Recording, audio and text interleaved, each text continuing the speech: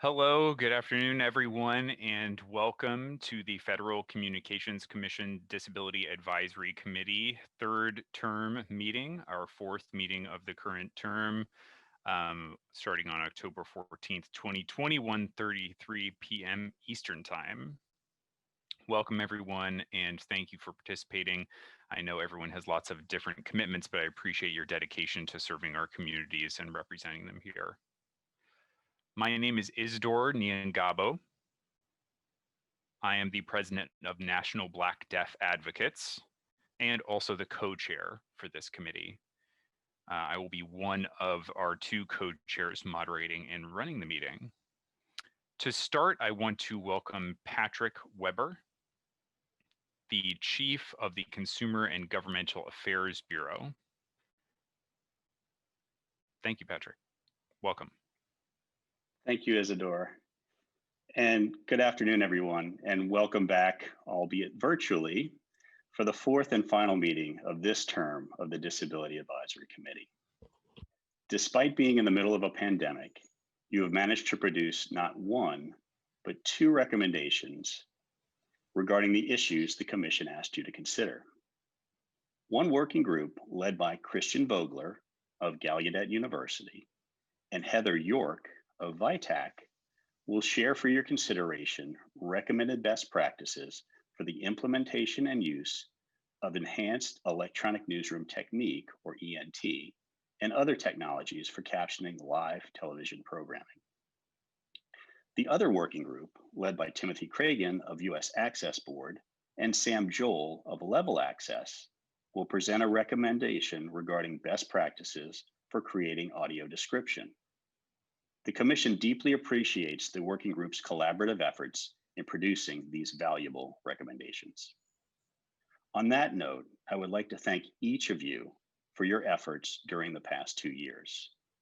It has been an unprecedented term, to say the least, with various outside forces threatening your productivity. Undeterred, the DAC produced comprehensive recommendations on vital issues, including the ones you will consider today, that will have a significant and lasting impact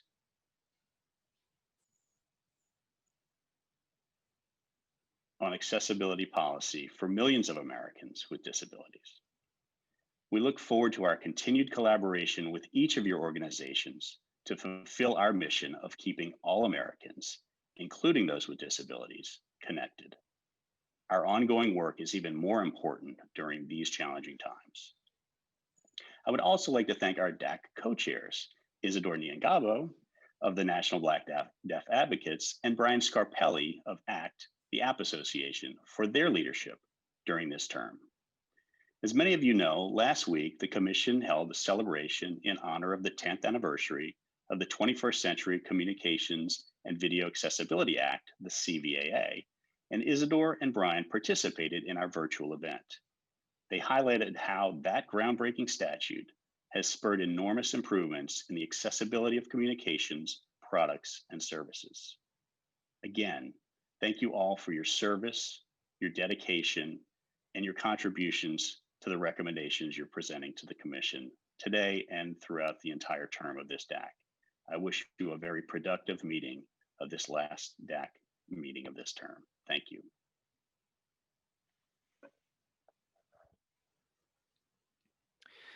Thank you very much. Before we move on with our next presenter, I wanted to update everyone. We have a slight change to the order of our agenda. FCC Chairman Ajit Pai is going to be joining us around 2 p.m. In order to provide some remarks. Once he arrives, we will take a pause to hear from him. And with that said, I want to welcome Diane Burstein, Deputy Bureau Chief of CGB. Hi, thank you very much, Isidore. Thank you for having me here today. Welcome to the last meeting of the current term of the DAC. As Patrick said, you deserve many kudos for staying connected and engaged during this unprecedented time. Because of all your work around accessible technology, this online meeting, as well as many more virtual meetings, are now possible, effective, and efficient. As many of you know, I served on the DAC for 2 terms, and I recognize the amount of time such a commitment may involve.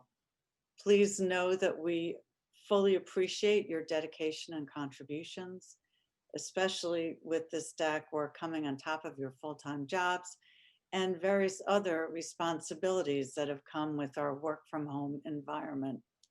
And thank you so much for finding the time to contribute to this important work.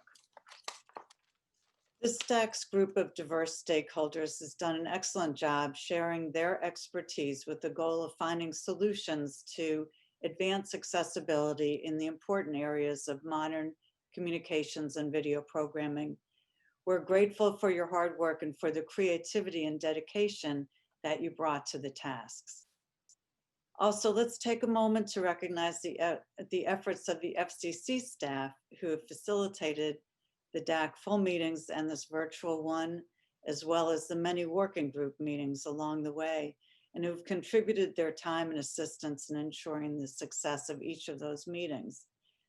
This includes Will Shell, Deborah Patkin, many DRO staff members, the CMR staff, the interpreters, and so many more. Thank you very much for making this a success. In closing, I look forward to being with you today and learning more about your recommendations. Thank you very much for all your work.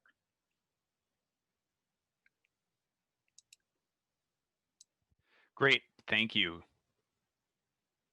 I have really enjoyed working with everyone here. It has truly been a pleasure. Next, I want to welcome Deborah Patkin. She is the DAC Deputy Designated Federal Officer. Hi, good morning or good afternoon, everyone. As was said, I'm Deborah Patkin, and I am the Deputy Designated Federal Officer, or DFO, for the Disability Advisory Committee. I will be stepping in for Will Shell, who is currently helping operate here as the DFO. I, of course, want to thank, as others have, everyone for all of your work over the past 2 years. And before I start getting into what's on our agenda for today, we want to talk about some of our housekeeping to ensure that our meeting is going to proceed efficiently, effectively, and smoothly, and that everyone is going to understand the meeting and have access. First of all, for video, for sign access, I'm going to ask that we only have our interpreters on screen plus the person who is speaking and has the floor, and everyone else, if you would please make sure to mute your microphone and turn off your video. As far as turn taking, we want to ensure that only one person has the floor at a time. Also ask that you not turn on your video and begin speaking until the chair indicates that you have the floor. And before you speak, please make sure to identify yourself by name and organization. We want to ask that everyone take a moment from time to pause to ensure that communication is going to be effective with interpretation and other accommodations that are being provided. And once you finish speaking, please then turn your video back off, mute yourself, and lower your hand. Speaking of hand raising, you can use the Zoom interface to raise your hand to be recognized and called on by the chair. For the purposes of roll call in today's virtual meeting, we will have the chair use the participants list and review the names of everyone who is listed there. If your name is not called at the end, you can certainly raise your hand and introduce yourself. And when we get to the point of voting, we will have the chair call each organization following alphabetical order. And at that time, you will be asked to turn your video and audio on and to vote. This meeting is open to the public and is being live streamed on fcc.gov/live. Public participation here is welcome. You may email questions to livequestions@fcc.gov. Towards the end of the meeting, we will have some time set aside specifically to address comments and questions that we get from the public. I also wanted to take this opportunity to thank the staff who've worked so hard to make this meeting successfully happen over Zoom for our first time in the DAC's history that we are having a full meeting of the DAC virtually, which of course involves all these moving pieces and wouldn't be possible without the dedication of all of the talented staff here, including Will Shell, the DFO, Gerard Williams, our interpreting team, and for access and accommodations, our CMR staff arranging our video stream, the DRO team as well, Susie Rosen-Singleton and Robert McConnell, who have been supporting behind the scenes all these efforts. Thank you. This is the last meeting of the third term of the DAC. July 13th, we released a public notice predicting that we would be renewing the DAC for a fourth term. And in that public notice, we also asked for applications for new membership on that fourth term. That application period closed on August 13th of 2020, and we expect to be announcing that roster in the coming weeks. And I think with that said, we're ready to get started with the meeting. I will throw it back to Isidore Niangabo, our DAC co-chair.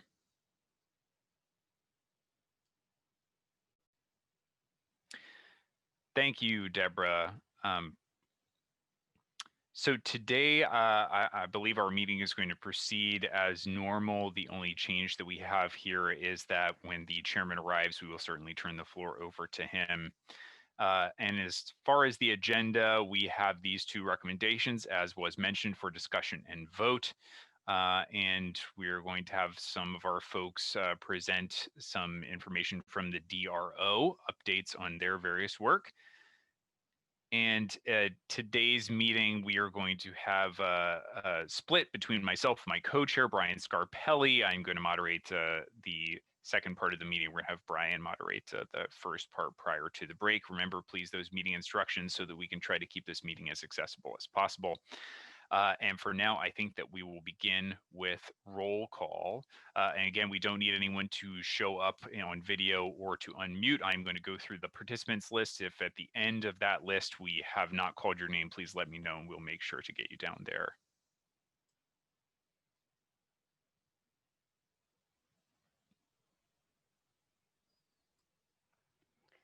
So we've got ABC Inc.,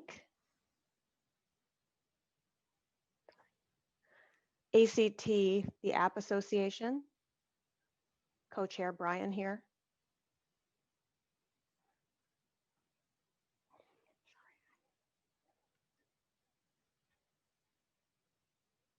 Sure. American Association of Intellectual and Developmental Disabilities. American Council of the Blind.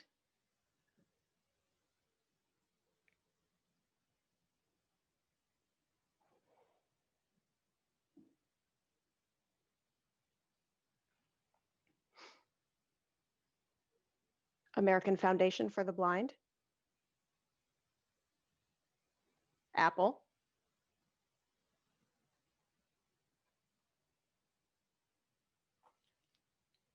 AT&T. Audio Description Association. Associates here. Associates, excuse me. City of Boston. Clear Captions.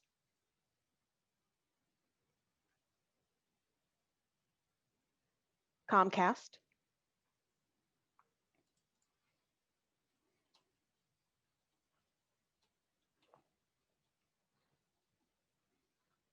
Consumer Technology Association. Convo Communications.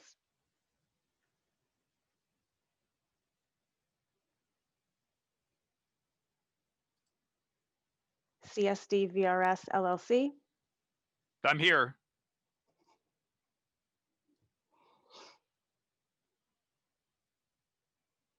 CTIA and the Wireless Association.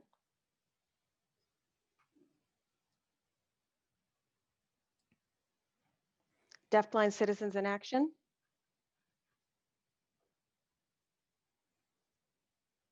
See you, Jeff.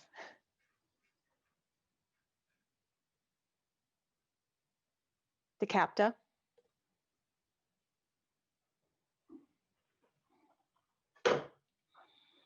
Gallaudet University.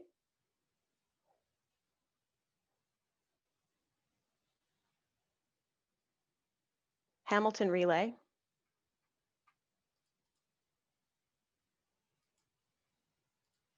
Hearing Loss Association of America, HLAA,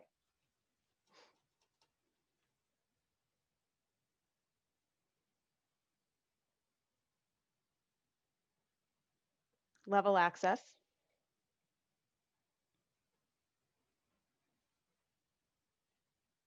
National Association for State Relay Administration,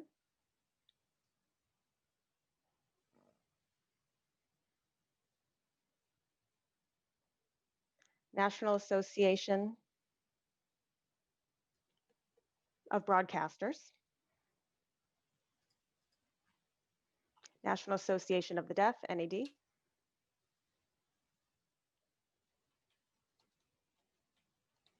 National Black Deaf Advocates, which is myself, I am here.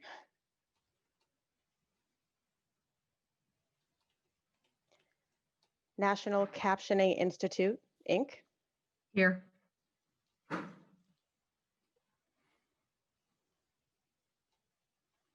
National Federation of the Blind,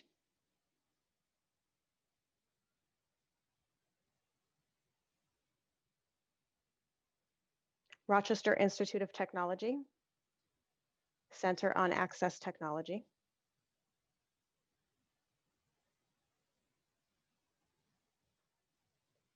Sorensen Communications, LLC,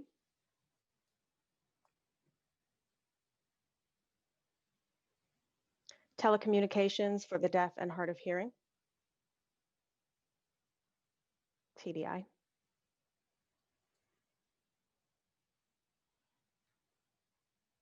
Telecommunications Industry Association,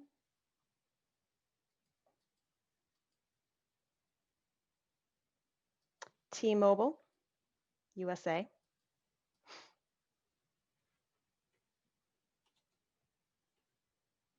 Ultratech, Inc.,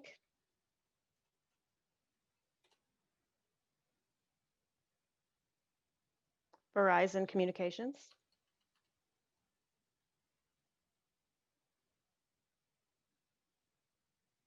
VTAC,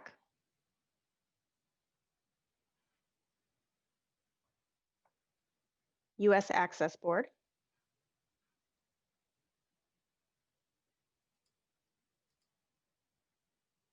US Department of Education, Office of Special Education and Rehabilitative Services,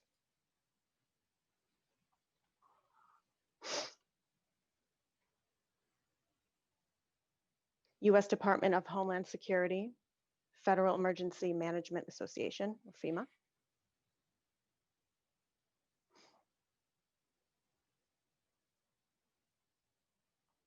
All right, I believe that that is our roll call for today. Did I miss anyone? Hi, Paul Schrader with IRA, AIRA is also here.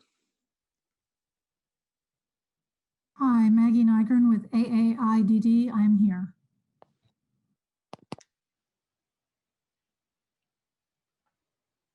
Great, welcome. Hi, Maria Kirby with Apple here.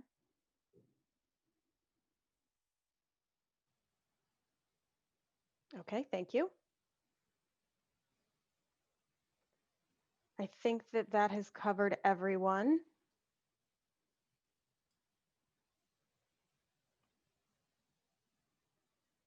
If I haven't missed anyone else, I just want to say welcome again for our fourth and final meeting of this term. I've greatly enjoyed working with everyone today. I believe it'll be a productive day together. Thank you again for joining us virtually this time.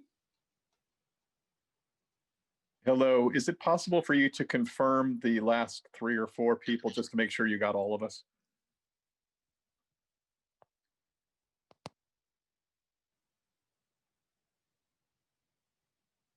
Yes, thank you for that question. I can confirm. I was following the list that I have for the committee of members. So yes, maybe some of you missed my announcements, but I definitely did follow the list of members for this term of the DAC. So I do have you all.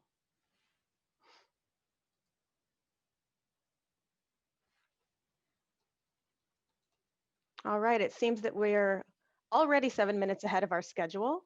While we're waiting for Chairman Pai to arrive, I think I can go ahead and welcome Susie Rosen Singleton, Chair of the Disability Rights Office, DRO, under CGB. She can then start her updates as far as the Disability Rights Office goes and goings on there. And when the chairman arrives, we may have to pause in order to welcome him and then proceed with our agenda. Thank you. Hi, everyone, and thank you, Isidore. I am used to being interrupted by the chairman for this meeting, so it's certainly no problem, and I'm very happy to give him the floor when he arrives.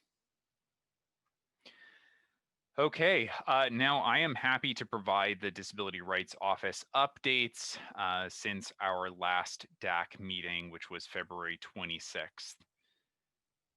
That was 8 months ago in the pre-COVID days.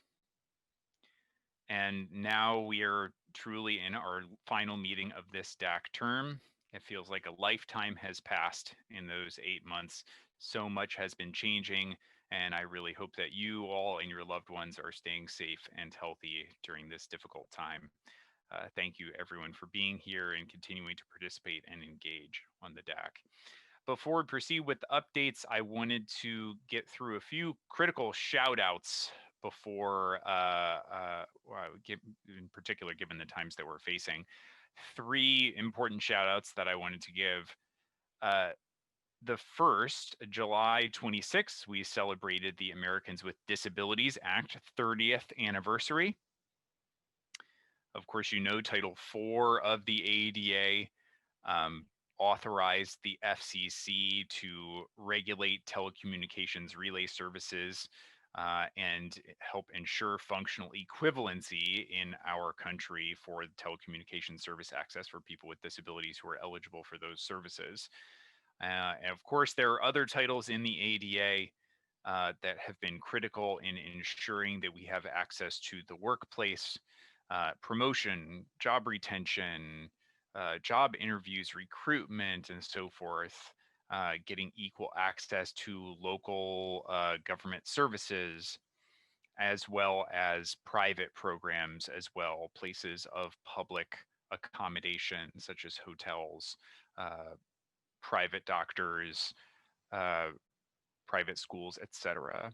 So it really was transformative, and I think it's important that we take a moment to acknowledge the 30th anniversary of the ADA and thank Chairman Pai for making a video to celebrate that, which is available on the DRO website, www.fcc.gov/accessibility.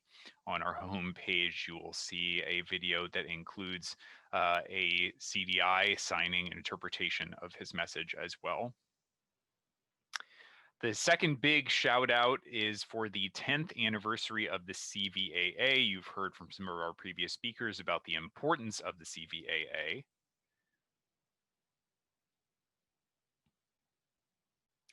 It was on October 8th, which was just last week. And today, because this last time we celebrated the 5th anniversary of the CVAA, we had served cake during the DAC meeting in the meeting room. Now, for obvious reasons, of course, we're unable to do so, but we just wanted to have a little celebration here. The party streamer. So excuse my silliness, but we just need to make sure that we celebrate the importance of this momentous occasion. On a more serious note, we did have a program that afternoon of October 8th. We had a panel with 2 fantastic co-chairs, as was mentioned earlier, Brian Scarpelli and Isidore Niangabo. And they did an outstanding job. They were even quoted in the news. If you look at Broadband Breakfast, you will see that they were quoted there. So thank you so much for your participation in our ceremony last Thursday. And then Chairman Pai had the AAA ceremony, which is the Awards for Advancement and Accessibility, and announced the 3 winners of the award for this year, Karen Pelt-Strauss, Claude Stout, and Tom Ledkowski. So big congratulations to those amazing leaders who have really helped advance our access to modern communications and services. And last, but certainly not least, we want to have a special shout out to Claude Stout. We were supposed to have a meeting in May, and we were hoping to be able to do this prior to his retirement, but I understand that he is here watching, so thank you, Claude. We had talked briefly this morning. Wanted to, on behalf of DRO and the DAC, to really express our appreciation to Claude for his many years of work, 23 years with TDI, and he is now the Chief Executive Officer Emeritus. And for 18 years, he was also the chair for the Deaf and Hard of Hearing Consumer Action Network. I'm sorry, I messed that up. DHHCAN, the Deaf and Hard of Hearing Consumer Action Network. Oh, hello, Chairman Pai. Hey, how's it going? I will give you the floor. Oh, okay. So are you Yeah, sure? sorry, I just blew a party horn to celebrate the 10th anniversary of the CVAA. So I know you certainly probably have more to say about that. So I will turn it over to you. Oh, definitely. No, thanks so much for the introduction, and good morning to those of you on the West Coast. Good afternoon to everybody else. Who would have thought a year ago that we would be conducting this meeting virtually? Anyway, as much as I would love to be greeting you in the FCC's new headquarters today, it is still my pleasure to join you for the final meeting of the third term of the Disability Advisory Committee. October is a busy month for accessibility issues here at the FCC. Last week, we celebrated the 10th anniversary of the 21st Century Communications and Video Accessibility Act. Cheers for the CVAA. And as a part of our celebration, we hosted a public event last Thursday that included a panel discussion on the importance of the CVAA and the positive impact that it has had on the lives of people with disabilities over the past decade.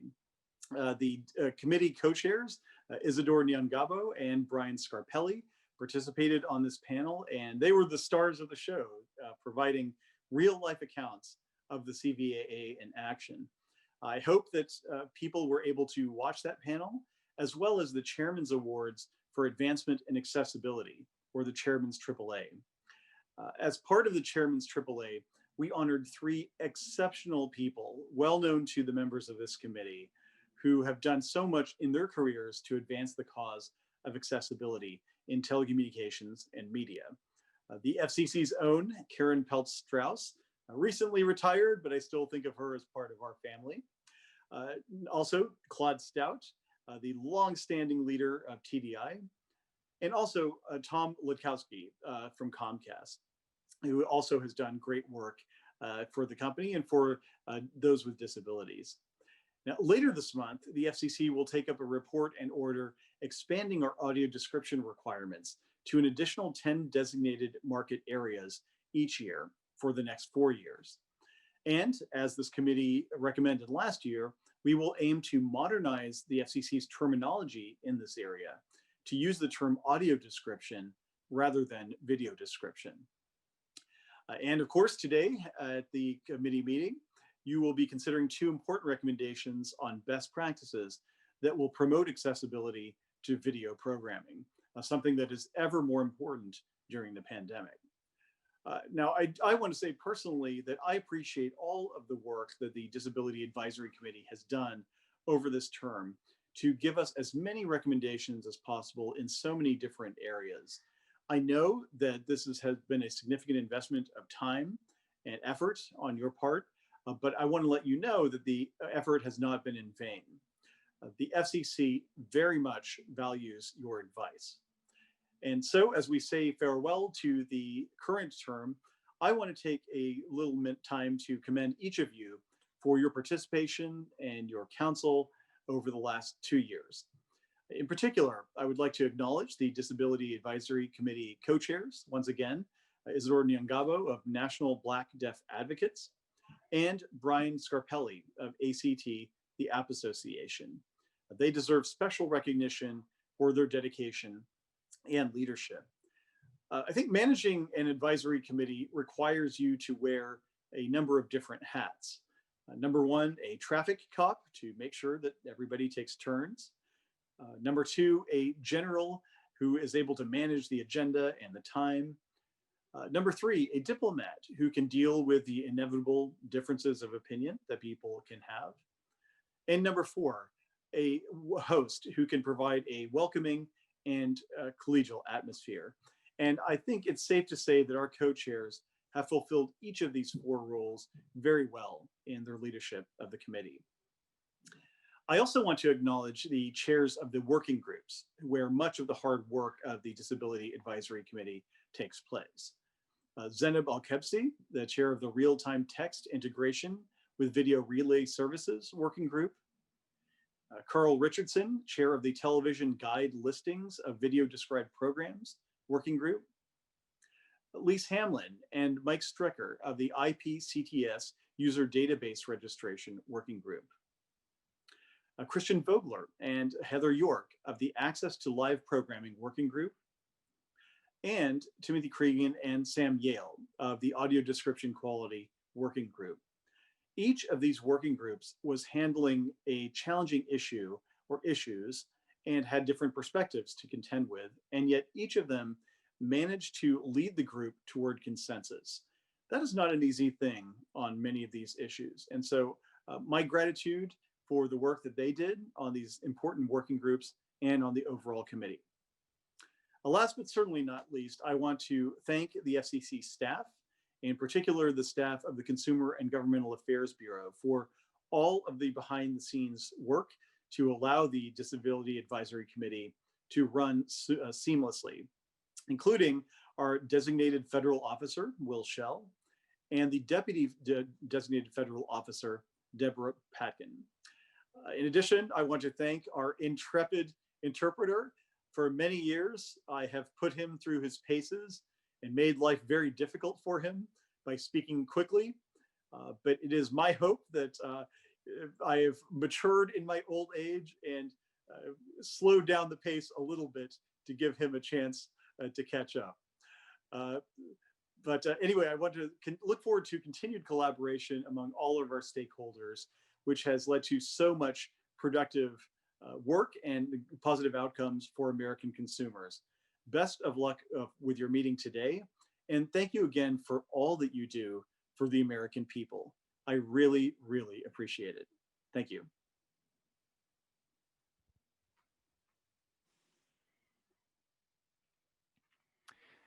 Thank you, Chairman, for your time. We really appreciate having you here with us.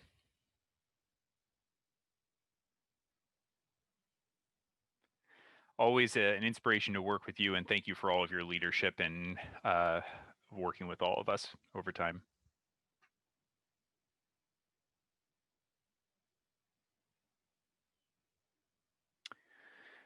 So we'll continue on with the agenda, and I guess I will pass it over to my co-chair, Brian, to proceed with the agenda. Thank you so much, Isadora, and also for me, thank you, Chairman Pai, for those very nice remarks. Really appreciate leadership, I can say too, on behalf of my own organization, and I think I'm safe to say on behalf of the entire DAC. Thanks so much. Really appreciate it. I think I need to essentially, I need to give the talking stick back to you, Susie, right? To resume? Yes, that's right. Excellent. That's right. Thank you so much. Yes, I have not even really started my updates. I was too busy giving those great shout outs and the honor of having the chairman's remarks as well too. So thank you, Brian, for turning it back over to me. I appreciate it. So with Chairman Pai's remarks, acknowledging the amazing work that the award winners for the Chairman's AAA have accomplished, which is inclusive of Claude, which is where I had left off, was just congratulating Claude on his retirement, wishing him the best. And we know that he won't be a stranger in the accessibility field. We're also very much looking forward to working with his successor, Eric Kaika at TDI. And now for the DRO update itself. Elliot will be covering 2 topics for us, the TRS related updates, as well as the work that our agency has been doing to try to close accessibility gaps during the pandemic. I will be quickly going through the rest of our highlights. As you heard already from the chairman, we are going to have a vote on a report and order on October 27th about audio description to expand the markets over time, over the course of 4 years, starting January 1st of 2021, and to modernize our terminology to reflect the use of the term audio description. You can watch that meeting live at fcc.gov/live. On the emergency front, we had a test of EAS, the Emergency Alerting System, in August of 2019. More recently, in May 12th of 2020, we released a report to recognize that this tool is largely effective, but that there are some concerns. First of all, adequate audio quality, appropriate crawl speed for readability, high contrast text and background colors, and coordination of alert crawls and closed captioning to ensure that those things are not overlapping. We will be conducting more outreach moving forward to ensure that we address those concerns and working with stakeholders there. In 2020, we will not have any EAS test. And on the same front, the emergency front, we released a public notice on August 10th to remind the industry to make televised emergency information accessible to people with disabilities, which is really essential, of course, during the pandemic as well. And we updated the consumer guide on rules around accessible televised emergency information to reflect that a pandemic is an example of a situation where our accessibility rules are applied in a pandemic. Moving on to NDB-EDP, the National Deafblind Equipment Distribution Program. On May 18th of 2020, the Commission released a public notice announcing the 2020 to 2021 funding allocations, which is July 1st, 2020 to June 30th, 2021. And the TRS fund provides up to $10 million annually for NDB as required by the CVAA. On the real-time text front, we just had a deadline pass on June 30th of 2020 for non-tier 1 carriers to deploy real-time text on IP-based networks if they choose to support RTT in lieu of TTYs. We have received 3 petitions for extensions of that deadline. Entities that need more time to comply. And those 3 petitioners are the Competitive Carriers Association on behalf of 6 members. East Kentucky Network, also known as Appalachian Wireless, and the US Cellular Corporation. We have those petitions and more information available at www.fcc.gov/RTT. So you can find that information on our website. July 16th, we also mandated the use of the 3-digit number for implementing a new suicide hotline. That number will be 8 that will be available starting July 26th of 2022, which is also the birthday of the ADA, by the way. And this item was adopted on July 16th, recognizes that accessible solutions for people with disabilities that must interoperate with 988, for example, relay service, texting, and direct video calling. Those last two are encouraged to the extent possible, but not required at that time. But interoperability with TRS is required. Last but not least, last week on October 6th, we submitted to Congress the 5th biennial report to Congress as required by the 21st Century Communications and Video Accessibility Act, CVAA. And that report reviewed the accessibility of telecommunications and advanced communication services and equipment for the last 2 years. And this biennial report has found that over the course of the last 2 years, the record does demonstrate significant additional improvements in this area. We based this finding on the following. First, that smartphones continue to innovate and incorporate features that enable improved access to telecommunications and advanced communication services. Second, speech to text and text to speech technology, voice assistants, and screen readers continue to advance and improve as well. And third, that newer devices such as smart speakers and enhanced compatibility between assistive technologies and advanced communications equipment enable more people with disabilities to communicate. However, the report does recognize also that the record indicates that there are some gaps that still exist with respect to, first, the availability of accessible mobile phones with low-end features at functions and prices for people who are blind, and second, certain apps that provide telecommunications and advanced communication services which are not readable by screen readers. The report also recognized commenters' concerns about accessibility issues for people who are deaf and hard of hearing,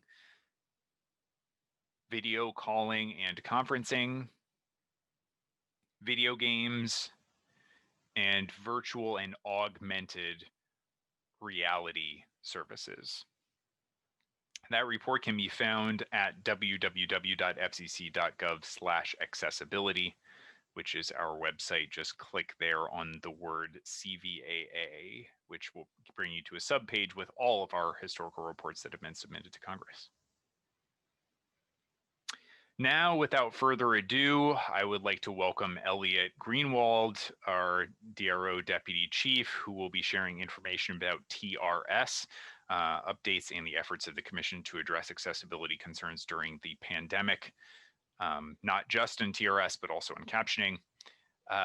Thank you to every one of you for your participation and helping to continue to innovate in the accessibility space. Turning it over to you, Elliot. Okay, thank you, Susie. So I'll start out. It's been 8 months of activity since the DAC last met in regard to TRS issues addressed by the Commission. So I'll start out on March 3rd. CGB granted a petition for reconsideration in regard to the interoperability profile for relay user equipment, known as the RU profile. This covers VRS provider to user device communication standards. Now, the Bureau reversed the incorporation by reference of the RU profile into the Commission's rules.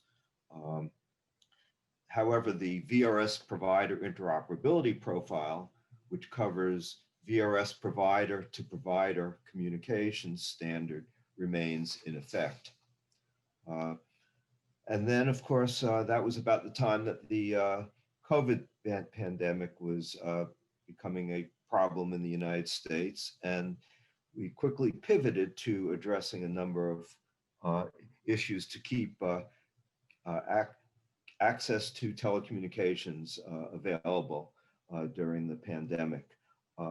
Working with the Department of Homeland Security, the commission ensured that both CGB and the Public Safety Bureau were able to ensure that TRS call centers, as well as TV captioners, would be considered essential during the pandemic. So that way call centers would not have to be closed and people could get to the call centers both for TV captioning and for all forms of TRS during the pandemic.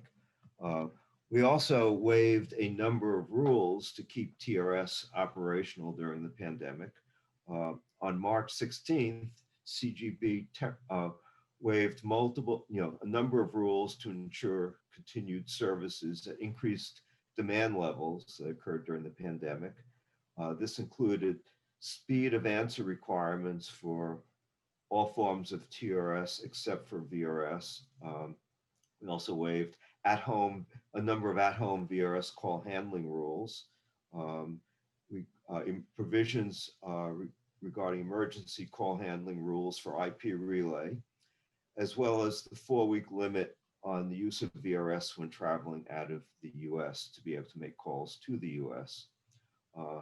Then on April 3rd, CGB temporarily waived VRS subcontracting restrictions to allow subcontractors to work for VRS providers. And then CGB extended those waivers a number of times, most recently as part of the IPCTS order, which I will get into in a moment. And that waiver has now been extended until February 28th, 2021. Then we were also active on the IPCTS certification front. On May 5th, 2020, CGB granted conditional certification to Machine Genius to provide IPCTS using only ASR. And then on June 4th, 2020, CGB granted similar conditional certification to Clarity Products, LLC. And these conditional certifications permit these two companies to receive TRS fund compensation for service pending verification that the actual provision of ASR only IPCTS to registered users meets or exceeds the Commission's minimum TRS standards. On October 6th, CGB issued a public notice regarding an application by Clear Captions in addition to providing CA-assisted IPCTS, to also provide IPCTS using ASR. And that comment period is pending. The comments are due on November 5th and reply comments are due on November 20th. We also have some pending applications that have completed their comment cycle that we still need to address for providers who want to offer ASR-based IPCTS. That would be VTC Secure, Mesmo Corporation, DBA InnoCaption, or both pending. On June 30th, CGB issued a rate order for TRS establishing per minute TRS compensation rates for the fund year rate going from July 1st of this year through June 30th of 2021. On July 15th, CGB issued a declaratory ruling providing clarification in response to Combo's petition for clarification of the rule adopted in the 2019 VRS Program Management Order that prohibits non-service related inducements to be made by VRS providers. CGB clarified that the devices described in Convo's petition are service related under that order, because the record indicates the devices are designed, marketed, and used to facilitate two-way video communications. These devices include laptops and tablets, the 1VP, which is a streaming device with software changes to make it into a video phone, and signaling devices such as a Firefly signaler and a POP light and socket. On August 4th, the Commission adopted an order that eliminates the billing options and equal access requirements and ceases Federal Register publication of state requests for TRS program certifications. In that regard, of course, the public notices will continue. We just won't put those applications in the Federal Register. And the billing options requirement directs TRS providers to offer the same billing options as telephone, but telephone companies aren't offering those billing options anymore because the services are all bundled together and not paid for separately. And similarly, the equal access for local, for long distance service provided by local providers is no longer applicable either because those are bundled. Then, most recently, on September 30th, the Commission adopted an order on reconsideration and further notice of proposed rulemaking on IPCTS. The report and order addressed rates for IPCTS. It provided that the $1.58 per minute rate that the Commission adopted for the prior fund year that ended on June 30th and was interimly extended by the Bureau will continue until November 30th of this year. Starting on December 1st through June 30th of 2021, the rate will drop by about 10% to $1.42 per minute. And then for the fund year for starting July 1st, 2021, and going until June 30th, 2022, the rate reduces to $1.30 per minute, which is the level of average provider costs. These rates are applied technologically neutral, so they will apply to both CA-assisted and ASR forms of IPCTS, to all forms of IPCTS, and they apply to all providers. Now, the order on reconsideration denied a petition filed by Sprint Relay to reconsider the rates that were adopted for the fund years 2018 to 2019 and 2019 to 2020. And the further notice of proposed rulemaking proposed to adopt measurable standards for telephone captioning delay and accuracy and seek comment on appropriate metrics. It also proposed methodological guidelines for testing telephone captioning services against performance standards. And it also seeks comment on the appropriate type of entity for carrying out performance measurements. So that completes the TRS aspect of the report. And I think Susie and I are both willing to take a few questions if anybody has any questions about our reports. Excellent. Well, thank you very much, both Susie and Elliot. And I have been watching. I don't see anyone raising their hand, but if do feel free to ask questions. Does anyone have any questions? Just please use that hand raising tool. If we stick to those guidelines that Deborah laid out to us earlier, I think it would really help. Anyone?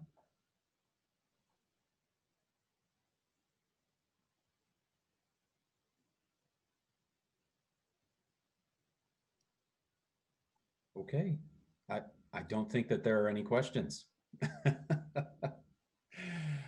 Well, again, thank you. Thanks, Susie and Elliot, for that really helpful presentation. I suppose we can move to the next item on the agenda. That is the report and recommendation on audio description quality best practices. So if I could call you to the virtual presenters table, the working group co-chairs, Tim Cregan with the US Access Board and Sam Jewell with Level Access, to present the recommendation. And then after the recommendation is presented, I think that, the process that we use, similar to previous meetings, is we can have a discussion there and then ideally vote on the recommendation. So I see Tim and I see Sam. Excellent. I think you may be muted still, Sam, but I think I hear audio from you, Tim. Yes. Good afternoon. Welcome, everyone. My name is Tim Cregan. I'm with the US Access Board. I, along with my colleague, Sam Jewell of Level Access, we are the co-chairs for the working group for audio description quality best practices. What we're going to do today is we're going to read the recommendation, which contains a statement of considerations to be taken into account when developing high quality audio description. I believe that everyone who is attending this meeting has been sent this document. It is the recommendation of the Audio Description Quality Working Group. So I will begin reading it in just a moment. So I would like to thank the members of the Audio Description Working Group for all the work that they put into this. I'd like to particularly commend co-chairs Paul Schroeder and Larry Walker, who worked so hard to work with the smaller writing group that we worked with to then present and develop this document, which the Audio Description Working Group is now presenting to all of you. The document has now been placed on the screen, and I will now read the recommendation, which consists of 8 paragraphs, and then it is followed by the appendix, which is resources and guidance. Recommendation of the Federal Communications Commission Disability Advisory Committee Audio Description Quality Working Group. And there is a slot for the adoption, hopefully with today's date. Whereas audio description is a tool to provide access to visual information by means of a verbal representation of visual elements in a video program for audience members who are blind or have a visual impairment. And whereas the Disability Advisory Committee, content creators, and description producers recognize the benefits of involving audio description customers who are blind or have a visual impairment in the audio description process as consultants on the development of descriptive language, as voice talent, and as audio editors. And advancing the slide, whereas the Commission has rules requiring audio description, referred to as video description in the Commission's rules. Parenthetically, let me note that we heard earlier in the report that there is a petition out to modernize the terminology to video description that will be coming shortly. Okay. So rules requiring audio description, referred to as video description in the Commission's rules, and whereas the Disability Advisory Committee supports continued improvement of audio descriptions, such as ongoing training, industry education, technology innovation, and efforts to respond to consumer feedback. And whereas in its proceeding, reinstating the audio description rules, the Commission acknowledged both the potential benefits and the challenges in composing and enforcing audio description quality rules. And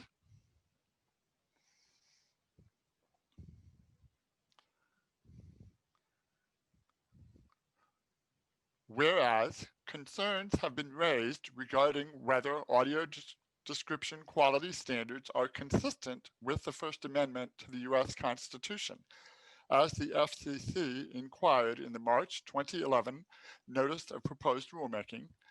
Does the Commission have authority to adopt such standards, and could we do so consistent with the First Amendment?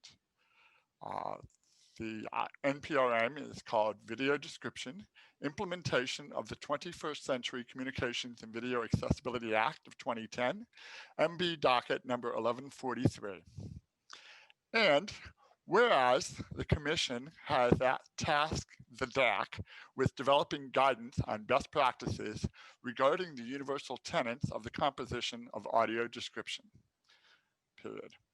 Now, therefore, it is recommended that the FCC make available upon request and place on the audio description page of its website the document attached hereto as Appendix A, which provides a summary of the various considerations taken into account in the development of high-quality audio description. Okay. We are now advancing to Appendix A of the document, which is the substance of the various considerations.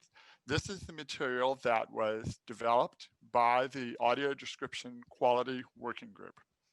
Appendix A, resources and guidance regarding the composition of audio description created by the Disability Advisory Committee.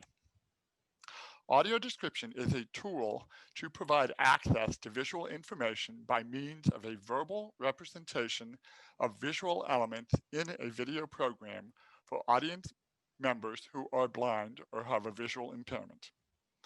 Audio description often cannot convey all of the visual information included in each scene of a video program.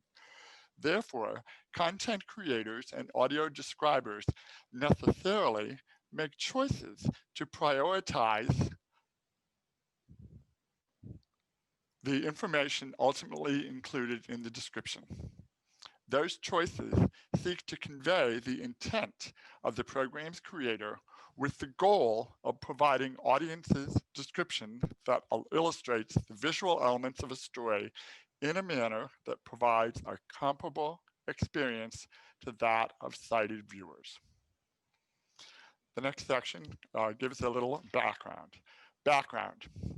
Audio description is well established, and there are many existing excellent resources and guidelines that have been developed with input from content creators, individuals with vision loss, and others around the world. Many content creators and audio describers reference these existing resources to provide quality descriptions. Experienced providers of audio description have an understanding of how to convey visual information with language and how to prioritize which information is most critical for the intended audience. Content creators and program distributors often benefit from the knowledge that audio description professionals possess about the information access needs of the audience for audio description. However, content creators have the discretion and final authority over the content of audio description, just as they retain control over all other aspects of their creative work consistent with the First Amendment. This document is intended to serve as a resource and provide an understanding of the decisions and strategies that are commonly employed in audio description to convey access to visual information. This document is not intended by the DAC to serve as the basis for any rules, directives, or requirements on industry for the composition of audio description. The intent is to provide a deeper understanding of factors that may be taken into consideration in the creation of audio description. It is important to note that not all of the practices discussed below will be followed in every use case, and some may be technically infeasible in certain circumstances. Content that appears in one format on one distribution platform may not be capable of incorporating all of the same features or factors when that content is available on a different distribution platform. For instance, a program can appear on television via broadcast or cable, and also online via an online streaming service. The DAC acknowledges the following existing resources referenced in the development of this document. The 4 items are A, the accessible content best practices for digital environments by Media Access Canada. B, description key for educational media, described and captioned media program with support from the American Foundation for the Blind. C, the visual made verbal, a comprehensive training manual and guide to the history and applications of audio descriptions, published by the American Council of the Blind, available at, and then there are 2 formats. The PDF format may be found at https://acb.org/docs/the-visual-made-verbal.pdf. The Word version of the same document may be found at http://acb.org/adp//the-visual-made-verbal.pdf. Finally, the 4th resource, D, it is the Ofcom, OFCOM, Code on Access Services in the United Kingdom. The development of audio description for media generally involves 3 areas of production: writing, voicing, and audio editing. This document is organized according to these production stages and includes various considerations for audio description creators. This resource is intended to provide a general understanding of the factors that are taken into consideration rather than convey complete guidance on the process for creating audio description.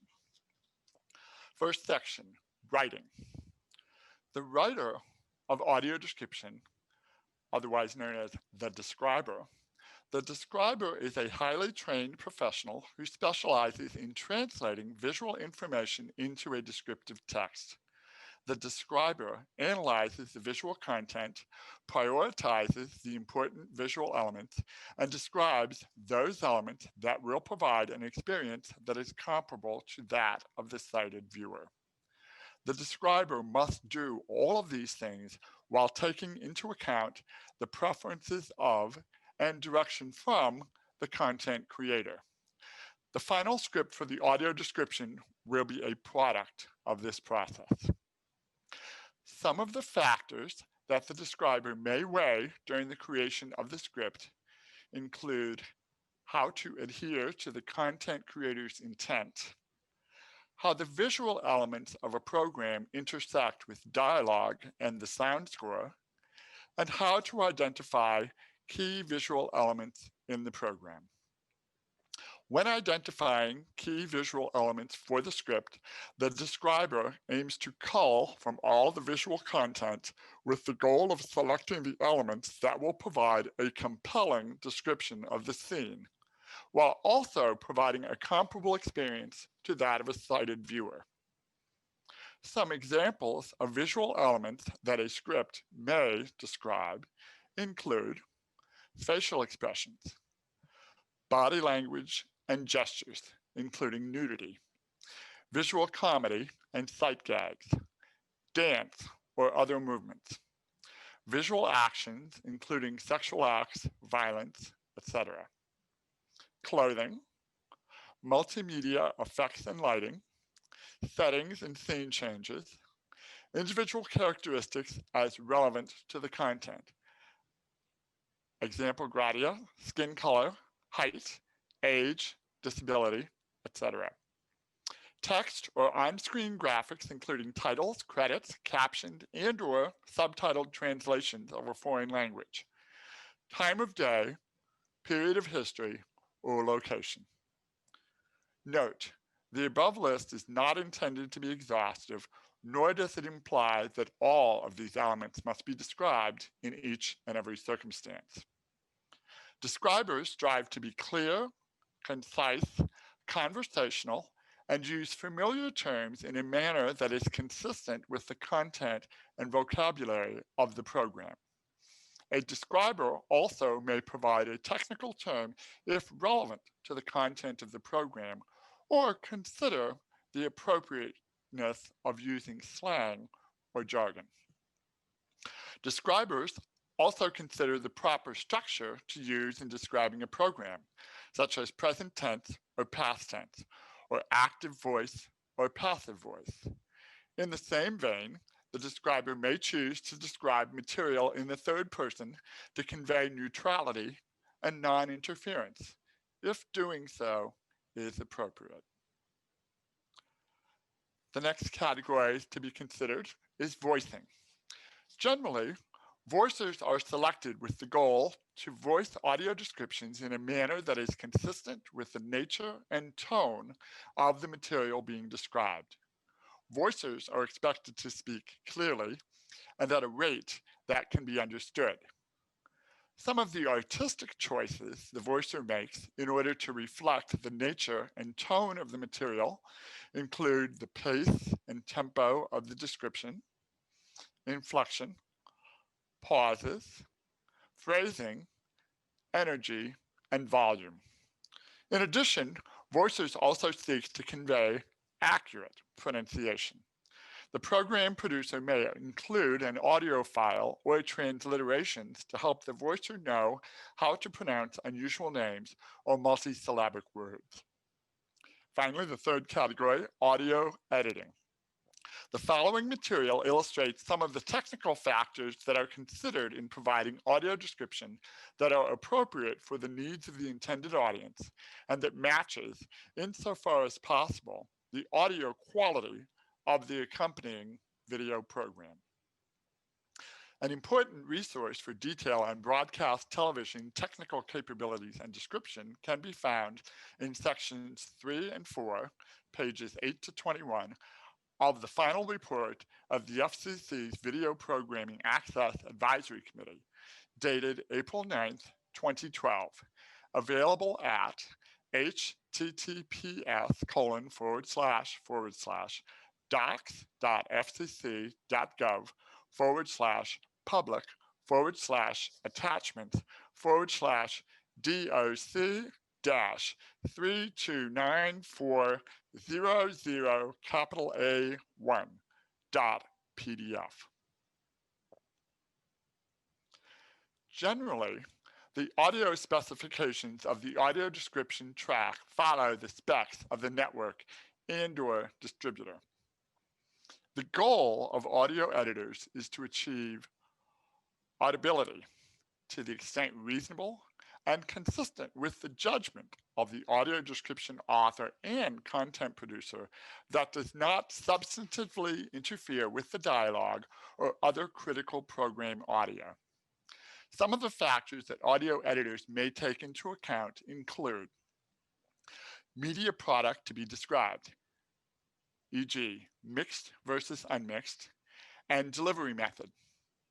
Software compatibility. Editing software typically allows for both video and audio playback of the show being described while recording the audio description in sync with the show. Audio levels. Audio editors strive to record clean audio. The volume of the description audio should reasonably match that of the show whenever possible, especially its spoken dialogue or other critical sound elements. The goal is that the description audio not seem to be too loud or soft as compared to the show soundtrack. Timing. Audio description authors and editors seek to produce audio description that is appropriately timed with the visual elements of the programming to be described. Finally, last category, delivery. There are many factors that contribute to the successful delivery of quality audio description. In order to reach the consumer, the description must pass through several layers along the broadcast chain, each of which can contribute to the proper delivery of audio descriptions. These layers may include, but are not limited to, the national network feed, the local station affiliate, and the local video producer head end. Resolving audio description issues requires identification of the chain issue at the relevant point in the distribution chain, bringing awareness to the correct layer in the chain, and implementation of any necessary corrections. That concludes the list of resource and guidance for audio description, and we have previously heard the recommendations. Thank you. Wonderful. Thank you, Tim and Sam, for that presentation of the report and recommendations. I think what we would now do is open discussion on the report and recommendations. I don't see any hands raised right now, but if one would like to make a comment, just use the hand raising tool consistent with how Deborah laid it out earlier in the meeting. Excellent. I see Eric with TDI has raised his hand. So maybe Eric, if you, excellent, turn on your video. Yeah, wonderful. Thank you. Please go ahead. Yeah, hello, this is Eric. As I'm looking through the document here, I just wanted to share one area of concern that I know that some of us feel, in particular TDI, Gallaudet, and NAD, is the reference to the First Amendment seems a little inappropriate to refer to. Overall, the substance of the document I'm in favor of. Thank you. Thank you very much. I don't see any further comments. Perhaps Tim and Sam, if you have any response you'd like to provide to Eric's comment. Sam, did you want to? I noticed you unmuted, so I'll let you go first if you wish to. Thanks. This is Sam.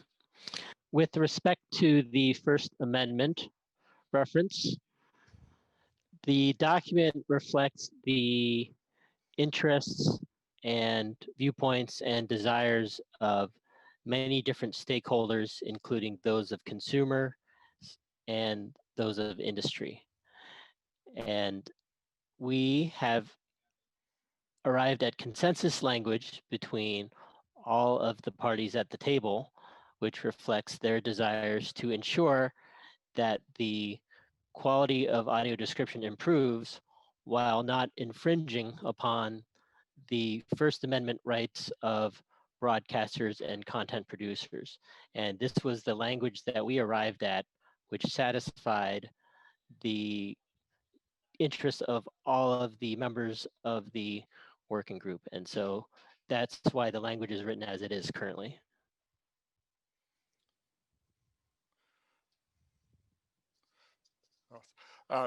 This is Tim, and consistent with that, there is also the language in the guidance itself, which indicates that none of the material herein is considered to be the basis for any sort of regulation or rulemaking, and is just intended as advisory guidance material. So, as Sam said, the committee worked very long and hard to reach this consensus language to properly address everyone's concerns. So. Thank you both for those responses. I suppose I don't see any further hands raised for comments or anything else? New hand. Zach with Verizon. Hello, yes, thanks so much. And thanks to Sam for that good comment. I just wanted to chime in and say that the subcommittee really did exceptional work trying to satisfy all the different inclinations and interests in this issue. I think this is a comprehensive document that really will give people with an interest in audio description a really good baseline on where to start. And that was the aim of the item. So I think it's a great piece of work, and Verizon is excited to support it. Excellent. Thank you for that input, that comment, Zach. Well, seeing no further comments and not basically we're not hearing any proposed amendments here.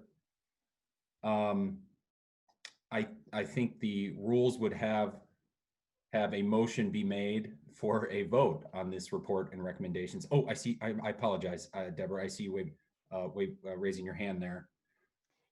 Yes, I'm so sorry to interrupt. It's more of a procedural issue. If anyone who's not talking, if you could please turn your video off. It's harder for those who rely on the interpreting to see the interpreters.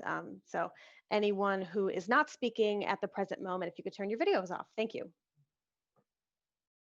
Oops, and I just was guilty of that. My apologies. Thank you very much. I made a note to myself to give people that reminder, and then I failed to do it. So thank you so much.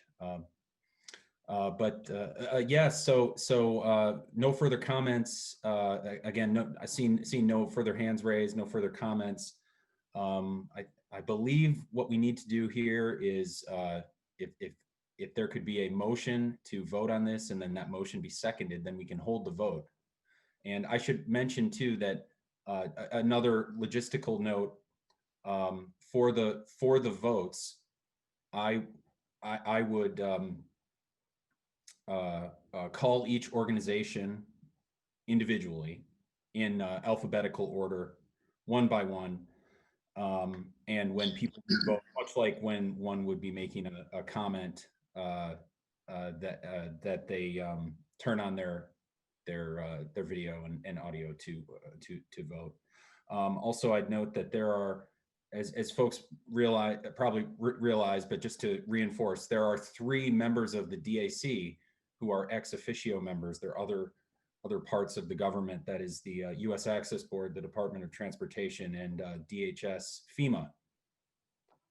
And so I would, during a vote, I would not call their names because they're not voting. But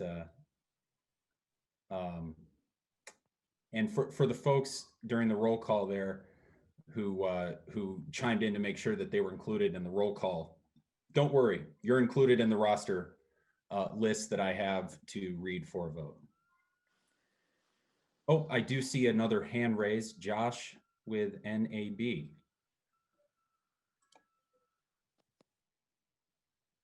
Ooh. Josh, I don't think you have audio. I would just like to make the motion that we move to the vote. Excellent. Would anyone like to second that? Paul Schrader with Ira seconds. Oh, thanks. And I see you, ABC, also raising your hand a second there. So you tied, but thank you, Paul. Paul with Ira seconds. So why don't we then proceed to a vote? I am happy to get started. Okay, here goes. A vote on the report and recommendations that were just presented on the audio description quality matter. Here goes. Okay, first, ABC Incorporated and the Walt Disney Company. ABC votes yes. Great. ACT, the App Association, that's me, votes yes. Ira Tech Corporation. Ira votes yes. Sorry, I can't start my video for some reason. Don't worry, I think we got it. Thank you, Paul. I thought that was the procedure we were to follow, I guess, to validate we are who we are, but Ira votes yes. Thank you. The American Association on Intellectual and Developmental Disabilities. This is AAIDD, and we vote yes. Thank you. The American Council of the Blind. American Council of the Blind votes yes. Thank you. The American Foundation for the Blind. The American Foundation for the Blind votes yes.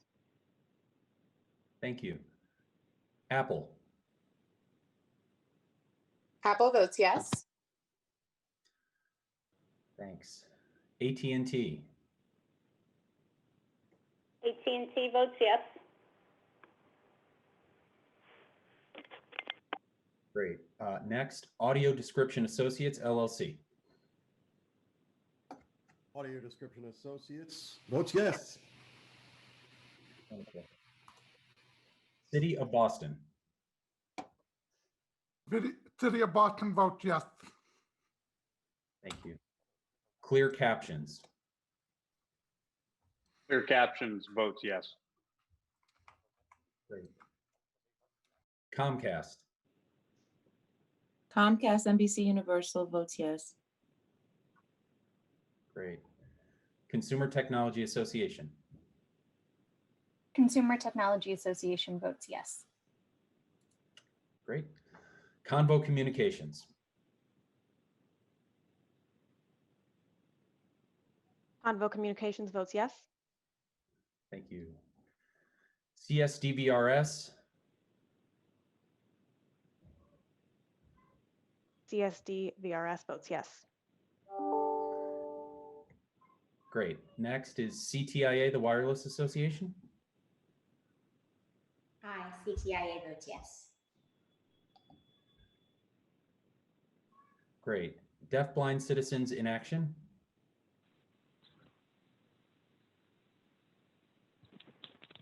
Deafblind Citizens in Action votes yes. Great. Thank you. DeCapta. DeCapta vote yes. Wonderful. Thank you. Gallaudet University Technology Access Program.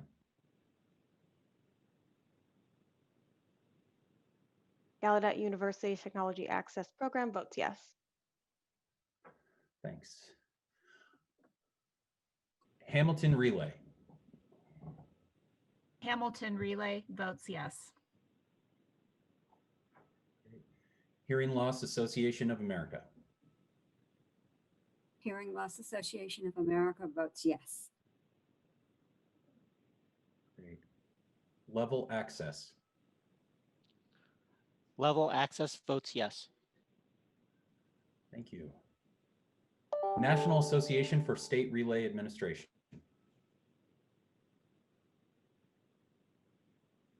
NASRA votes yes. Thank you. Excellent. Next is National Association of Broadcasters. NAB votes yes. Great. Next, National Association of the Deaf. National Association of the Deaf votes yes.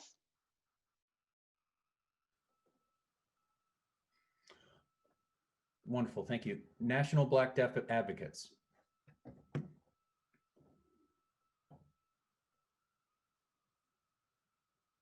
National Black Deaf Advocates votes yes.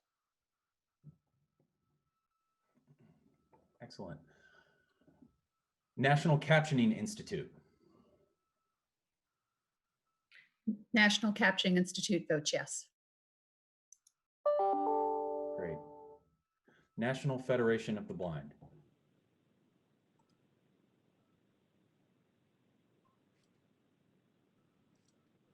National Federation of the Blind votes yes. Thank you. Next is Rochester Institute of Technology, NTID Center on Access Technology. Rochester Institute of Technology, NTID Center on Access Technology votes yes. Great, thank you. Sorensen Communications. Sorensen Communications LLC votes yes. Great. Telecommunications for the deaf and hard of hearing. Telecommunications for the deaf and hard of hearing votes yes. Great.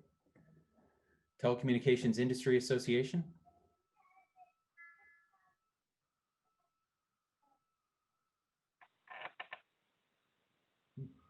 Oh, okay. TIA did not make it. Colin? He may not be here. Okay. Well, next is T-Mobile USA. Hi, T-Mobile votes yes. Thank you. Thank you. Great. Next is Ultratech. Ultratech votes yes. Great. Verizon Communications.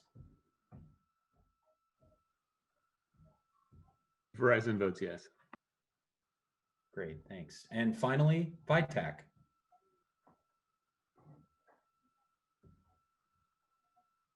Vitac votes yes. Wonderful. Well, I think the ayes have it. Congratulations, I think is in order to the working group on audio description quality best practices for working so hard. Great document, and I believe that's it for this agenda item. I'll keep an eye out though. I'm looking for in case I'm missing something from the staff. It doesn't look like it. Next on the agenda is a 15-minute break before we turn to the next report and recommendation addressing access to live programming in smaller markets. And my colleague, my co-chair, Isidore, will take over for that item. So I suppose we should take this break now, this 15-minute break, and then we'll resume. That would be at 3:20 p.m. Eastern. Is that right, FCC staff? I hope I'm not overstepping there. Is that good?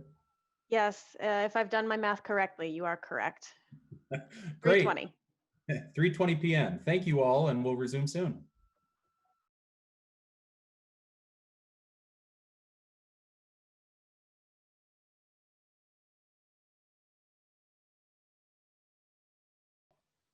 All right.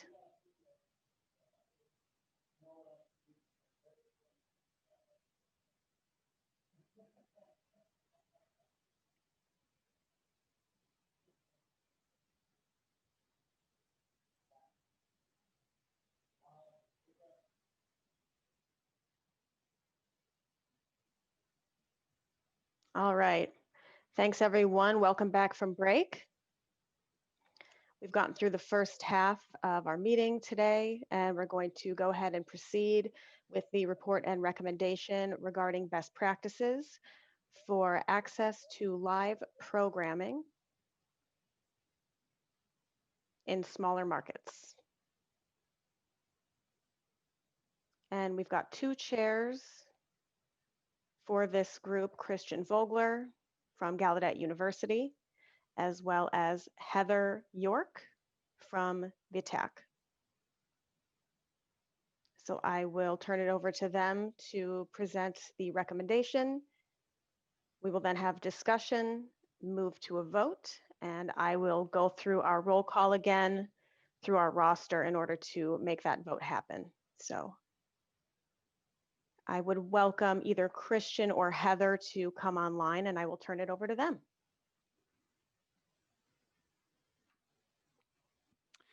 Hi, everyone. This is Christian speaking from Gallaudet University. I want to first thank the entire group who's worked so hard to come to consensus on this recommendation. It was not easy because there are a variety of viewpoints on this issue, but in the end, everyone was working towards a common goal, and we put together a huge recommendation here.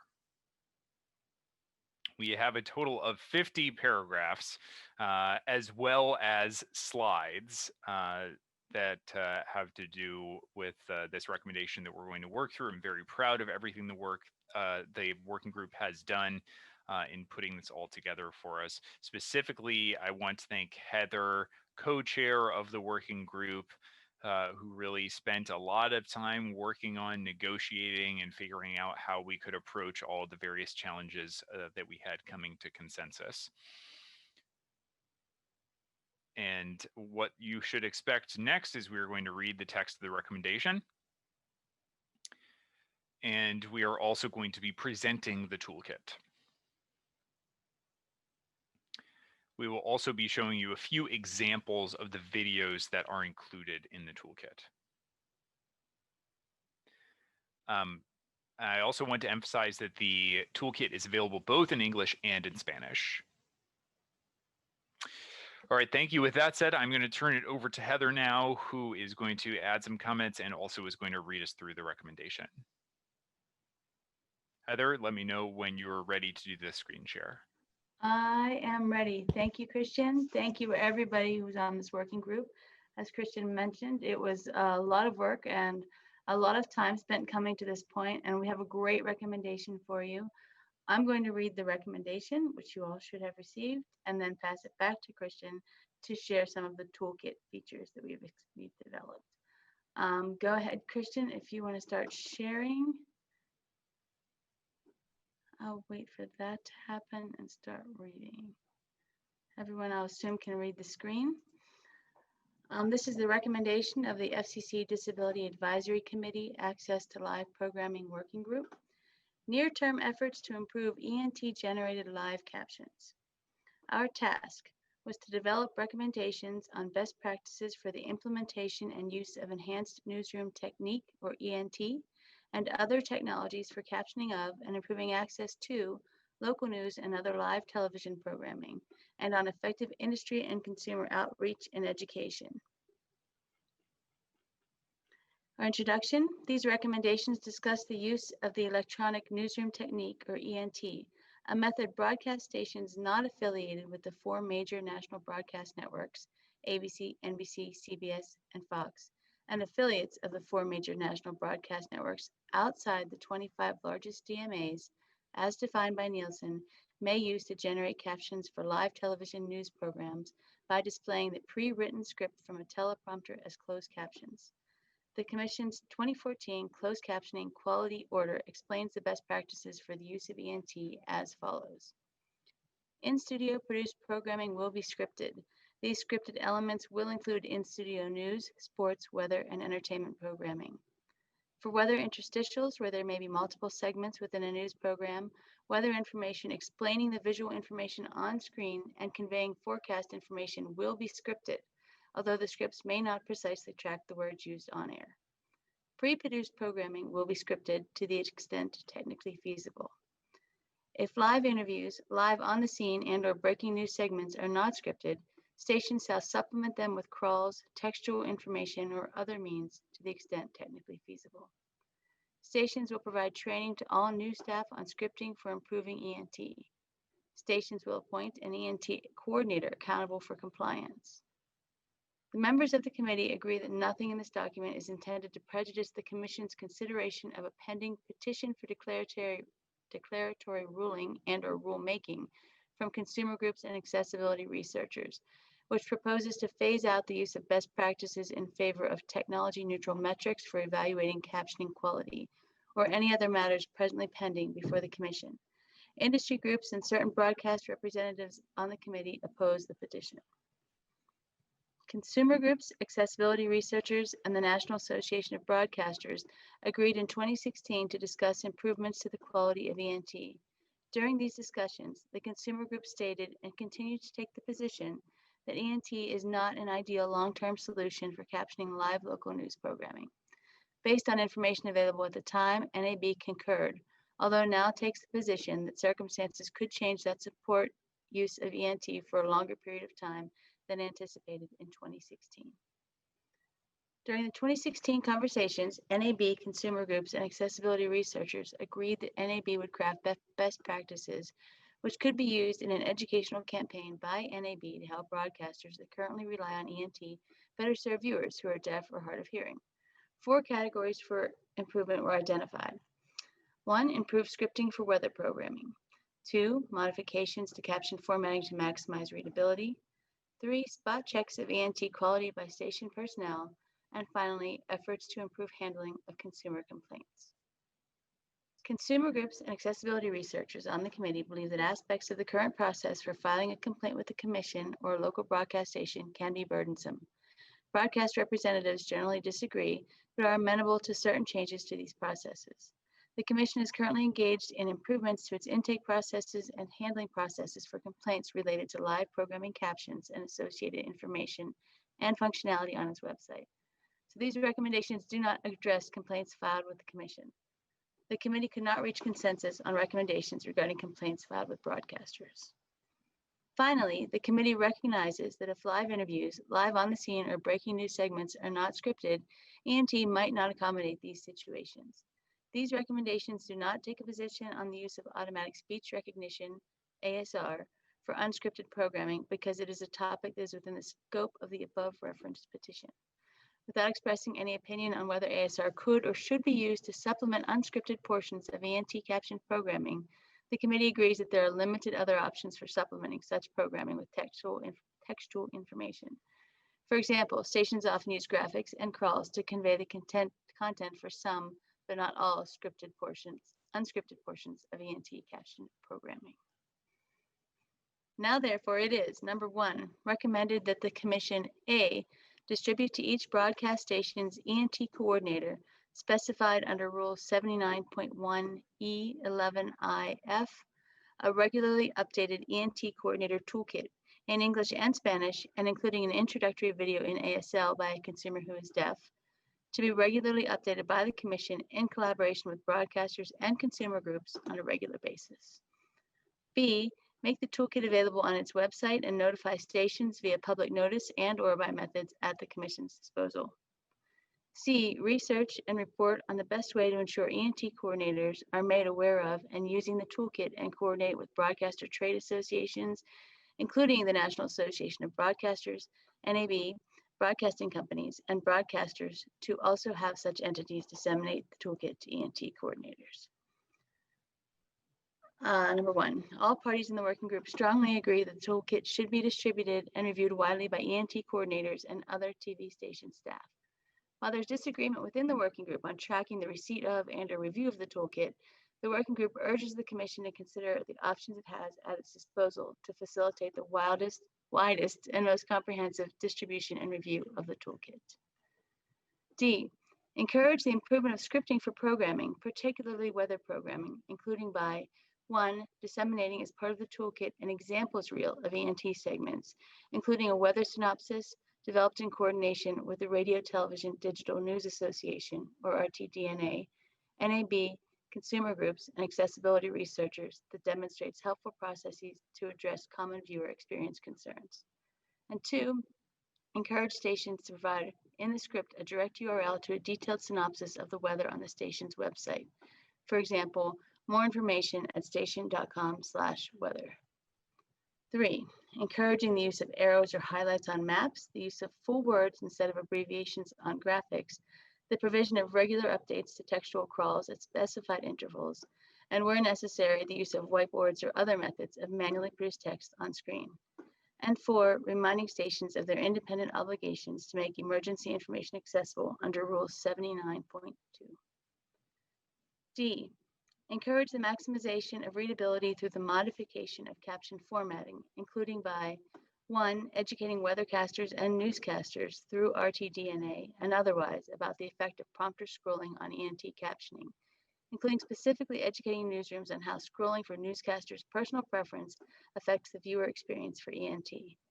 2, encouraging the use of top and bottom positioning control of captioning when in control of the broadcaster and where possible to avoid captions overlapping textual crawls, newscaster faces, and other on-screen elements. E, encourage stations to review the quality of ENT caption programming on a regular basis, including by having an internal policy for such review that includes station division of labor, type of review, e.g. equipment, methodology, procedure, and timing of sampling. 2, recommend that the Commission continue to promote coordination and discussion among industry and consumer groups on initiatives to improve ENT. And I think that is the end of our recommendation. Now you get to see the exciting part, which is the actual toolkit. Christian, are you ready to share that?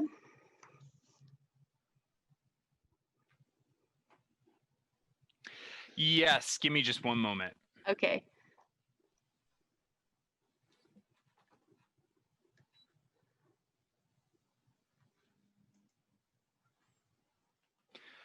Okay, so now everyone should be able to see the slides.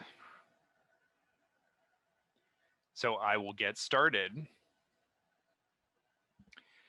We have the title slide first, titled ENT Coordinator Toolkit, providing high quality captions using the electronic newsroom technique. Okay. Next is our introduction and welcome slide, which reads welcome. It has text as well as an image still of the video featuring Isidore. The text here reads Isidore Nyangabo of National Black Deaf Advocates welcomes viewers to this presentation. Click the image to play or visit this link. So I want to let everyone know this video is available on the FCC's YouTube channel.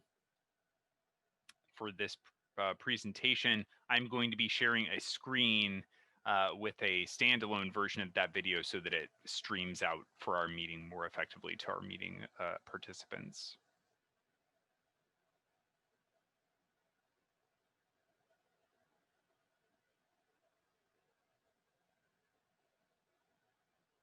Hello, my name is Isidore Nyangabo. Thank you for your interest in this toolkit.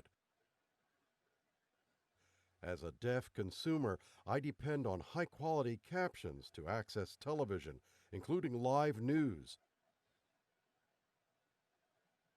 We hope the tips presented in this toolkit support your hard work in making your content accessible for all viewers.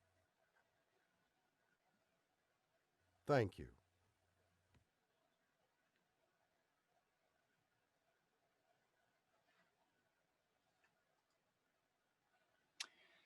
And thank you to Isidore for helping make that introductory video. So in this slide, if you click on the video, it serves as a link to the FCC's YouTube page and gives you access to the video there. I'll move to the next slide. And this is titled Why It Matters. Broadcasters want to reach the largest number of consumers possible. 1 in 5 people are deaf or hard of hearing, and that population will grow as audiences age. Captions are increasingly shown in public places like gyms, bars, restaurants, and other venues where viewers are unable to hear the audio. So that means ensuring accurate, readable captions will best serve your wider audience. Then meaning you can improve the lives of viewers and expand your audience. I'll move on to the next slide now. This is the FCC Enhanced ENT Rules slide. It reads, in 2014, the FCC established enhanced ENT procedures. Stations that follow these practices are considered to be in compliance with the FCC's requirements. There are 3 bullets in this list that show some of those practices. First, in-studio produced programming will be scripted. These scripted elements will include in-studio news, sports, weather, and entertainment programming. Second, for weather interstitials, where there may be multiple segments within a news program, weather information explaining the visual information on screen and conveying the forecast information will be scripted, although the scripts may not precisely track the words used on air. Third, pre-produced programming will be scripted to the extent technically feasible. I'll move on to our next slide. Continuing FCC enhanced ENT rules. If live interviews, live on the scene, and or breaking news segments are not scripted, stations shall supplement them with crawls, textual information, or other means to the extent technically feasible. These provisions do not relieve stations of their obligations to comply with requirements regarding the accessibility of programming providing emergency information under Section 79.2 of the Commission's rules, 47 CFR 79.2. Next bullet point, stations will provide training to all news staff on scripting for improving ENT. Stations will appoint an ENT coordinator accountable for compliance and identify at least one backup ENT coordinator.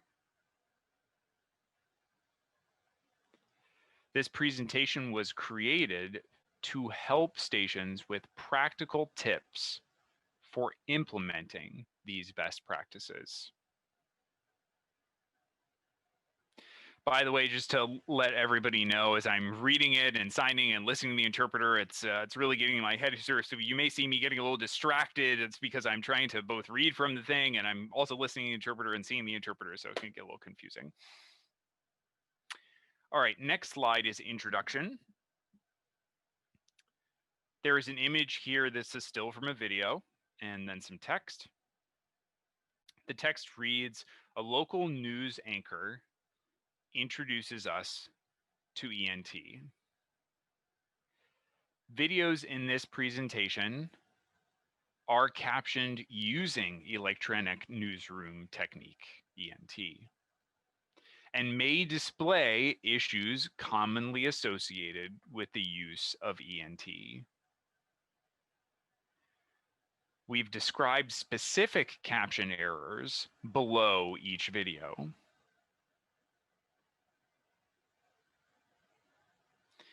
And then the next part of the slide here is, again, clicking on the link to view the video and play the video.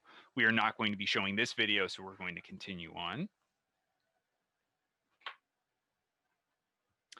Next slide is titled Accuracy Spelling. And again, we've got text and a still clip, still image of video. The text reads, spelling issues can make captions hard to understand. Beneath that, there are several bullet points. The first is pay attention to homonyms, words that sound the same. Things like there, your and your, it's and its.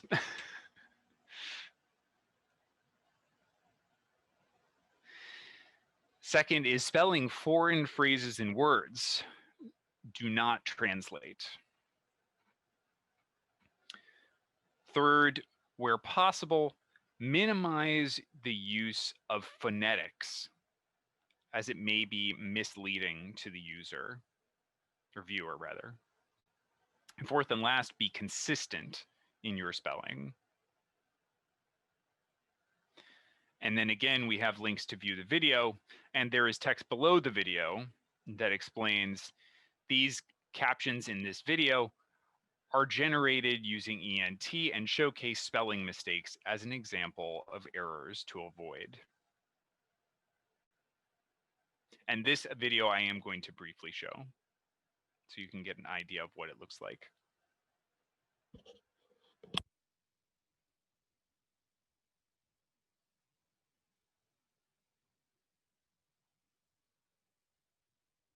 Just like a typo in an email can confuse a reader, spelling issues can make it harder for viewers who rely on captions to fully experience your programming. For example, you can see that the captioning below said your, Y-O-U apostrophe R-E in the captioning instead of your, Y-O-U-R, which brings up another point.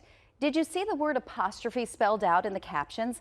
While phonetically spelling out names or phrases may be required for anchors and reporters to read the prompter, we suggest thinking about whether they're really necessary there, as they can be confusing to a viewer of ENT captioning.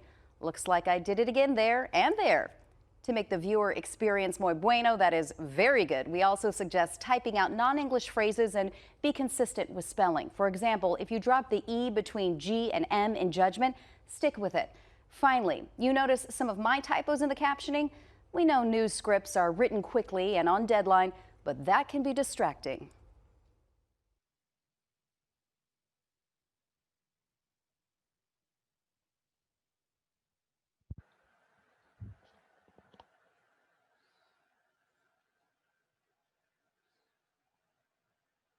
And I'm going to move on to the next slide titled Accuracy, Proper Case. So again, we've got the same setup with text on one side and a still video on the other. The text reads, be consistent with case. Mixed case is preferred, but try to make sure all content is the same. Second bullet reads, see the FCC Disability Advisory Committee's recommendation on caption case formatting. And there is a link there that points to that recommendation. Again, there's a link to click to show the video. I'm not going to be showing this video, but that text below the video reads, these captions in this video are generated by ENT and showcase inconsistent case as an example of improper formatting.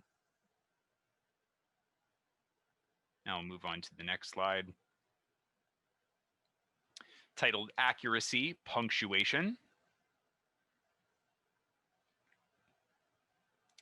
Same setup of the video still on the right and some text on the left.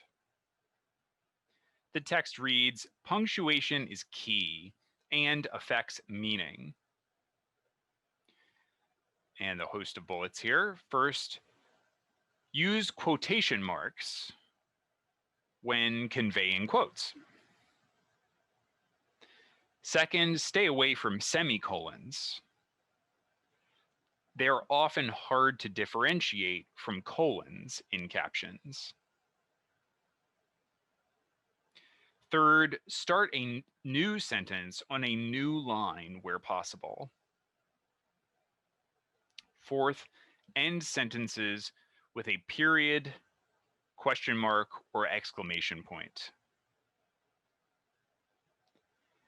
And last, use the ellipses, 3 dots, to indicate someone has trailed off.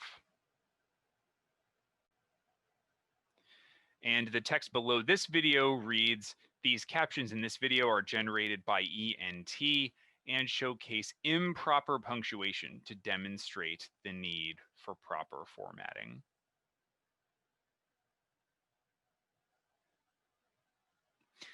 Next slide reads, accuracy, sound effects, and music notes. Again, we have the video still on the right and text on the left. The text of the slide reads, "Sound helps convey meaning." There are 2 bullet points underneath this heading. Format off-screen action sounds as noun verb, such as dog barking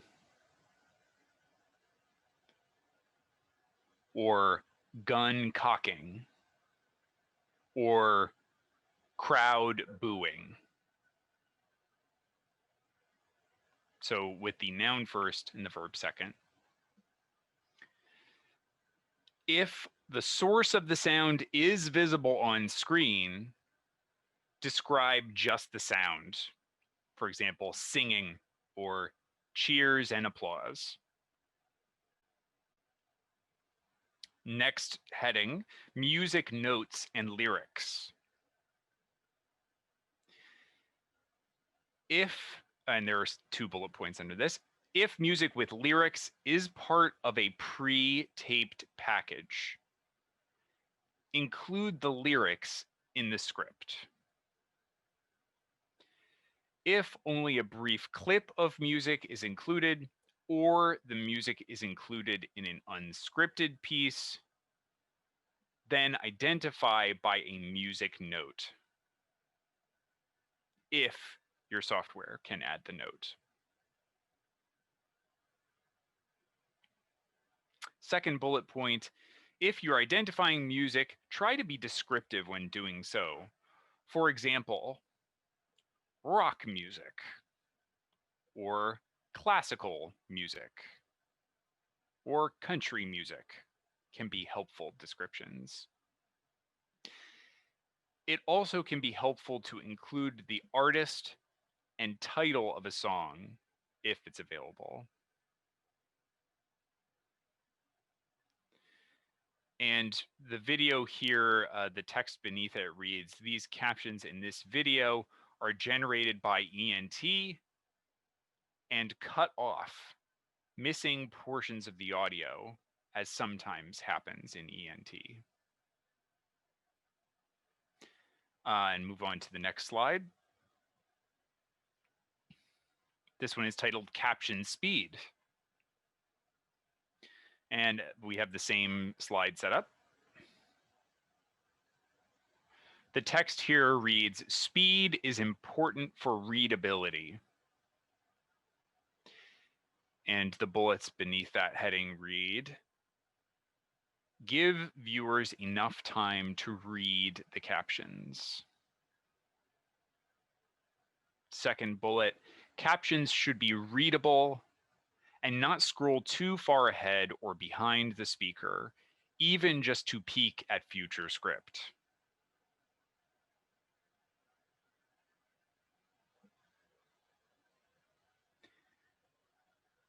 Third bullet reads, "On-air talent who control the speed of the teleprompter need to be aware that the speed of the teleprompter affects the speed of the caption display."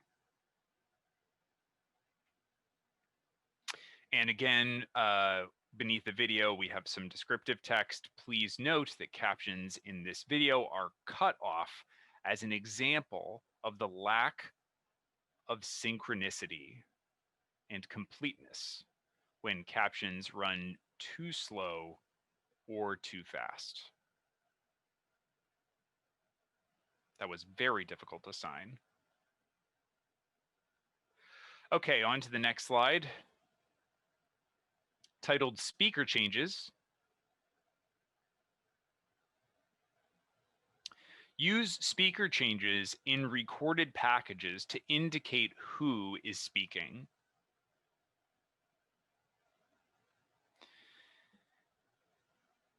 Use double brackets or double hyphen to denote new speakers for caption viewers. And note, not all ENT software can use that double bracket symbol. If possible, add the name followed by a colon after the speaker change. For example, -- reporter colon, or -- George Clooney colon. And again, we've got an image of the video and descriptive text beneath that reads the captions for this video were generated using ENT software.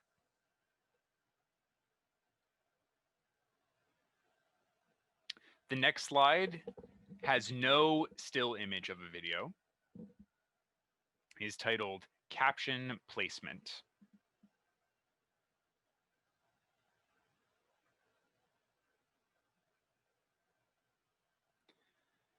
And reads, while many TV sets display captioning differently, stations generally can choose to move captions to the top or bottom of the screen to avoid graphics on the over-the-air stream.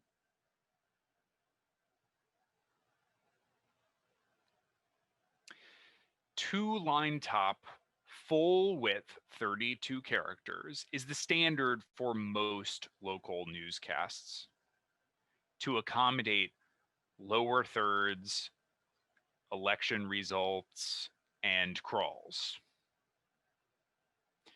And there's a caution here: if the captions are moved to the top, this may cover the anchor's forehead, but that is often the lesser of two evils. Periodically review cable and satellite provider placement of captions to learn how your viewers are likely to see them in your market.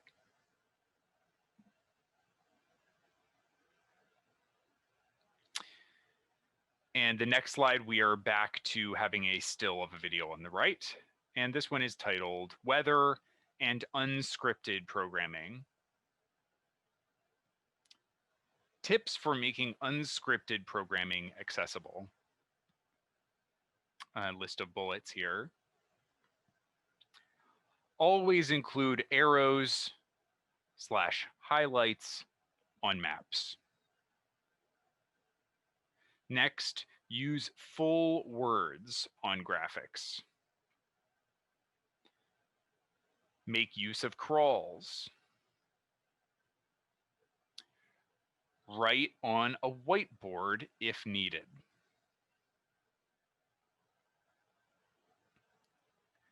Weather scripts should track the words on air to the extent possible.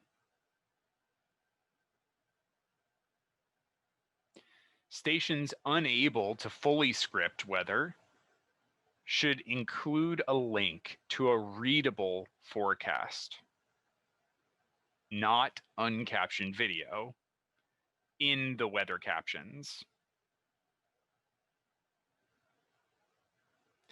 There are some special requirements that may apply to emergency weather reports, and there is a link to click for more detail.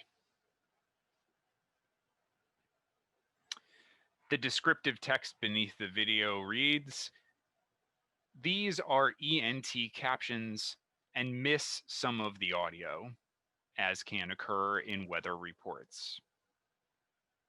ENT coordinators should seek to avoid captioning overlapping important information on screen. I'll move on to the next slide. No image on this slide, just text. It reads additional efforts. Identify and solicit input from leaders of the deaf and hard of hearing community in your market. For example, state government offices, Telecommunications for the Deaf and Hard of Hearing, Inc., TDI, Hearing Loss Association of America, HLAA. And there is an email address there for advocacy@hearingloss.org. National Association of the Deaf, NAD, and local organizations. And there's emphasis here to make this an ongoing effort. Make sure the contact information for your station's captioning contact person is available on your website. Promptly address questions from viewers. And then a heading for industry contacts, which lists National Association of Broadcasters, NAB, and a link to their webpage, nab.org. Next slide is a list of resources. First, the FCC ENT Small Entities Compliance Guide. Next, the FCC's May 10th, 2019 Enhanced ENT Forum events page. Next, the FCC closed captioning of video programming on television webpage. And then questions, contact the FCC's Disability Rights Office by visiting www.fcc.gov/accessibility.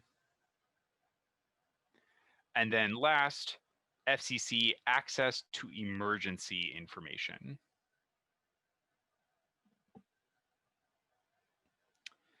And the next slide is information about the Spanish version. It reads, this ENT coordinator toolkit is also available in Spanish with Spanish language videos and captions. We'd like to thank DAC member Maria Diaz and DCAPTA for their hard work translating, narrating, mixing, and captioning this version of our toolkit. We really appreciate that. Thank you so much. If approved by the DAC, both the English and Spanish toolkits will be available on the FCC's website. And next, we're going to briefly show the first slide of the Spanish toolkit.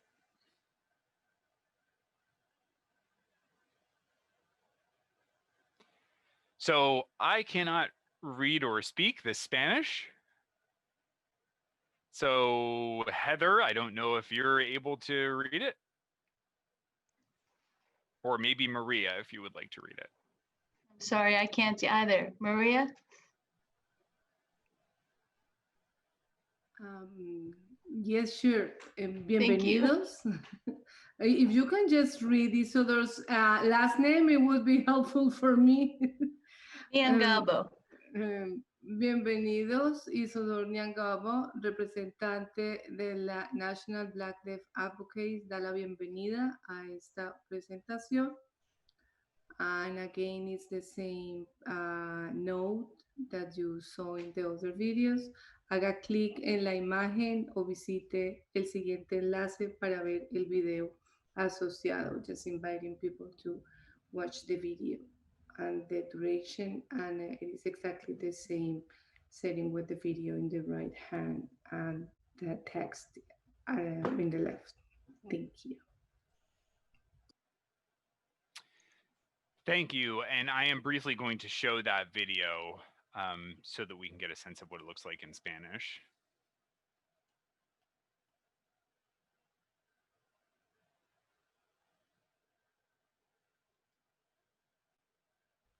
Hola, soy Isidor Niongabo.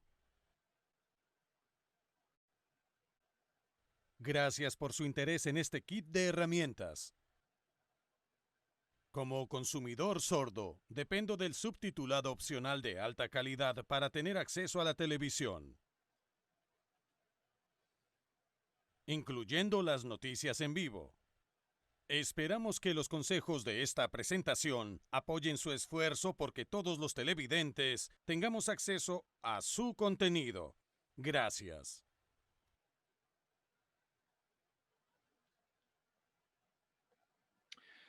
All right, this is Christian speaking again. Thank you so much to everyone for all of your hard work. So I'm sure the next step is probably to turn it over to Deborah. Is that? Yes, hi. I think now the chairs can facilitate any discussion, and please use the hand raising tool if you have a comment or a question, and then the chairs will then recognize those people, and then we'll be given the floor for comment or questions. And this is Isidore. First of all, I just want to thank everyone who's worked on this to make this possible. I know that it was a very difficult conversation, and that I think that everyone is very happy with how the recommendation came out. So I think now is time possibly to have someone move to accept the recommendation. And if we have a second, we could then open discussion. If there's any discussion or amendment, we will go through and discuss that. And then we can move. Oh, yes? Sorry. This is Tim Cregan from the Access Board. I'm sorry, I couldn't find the hand raising tool, so I'm raising my hand. Oh, okay.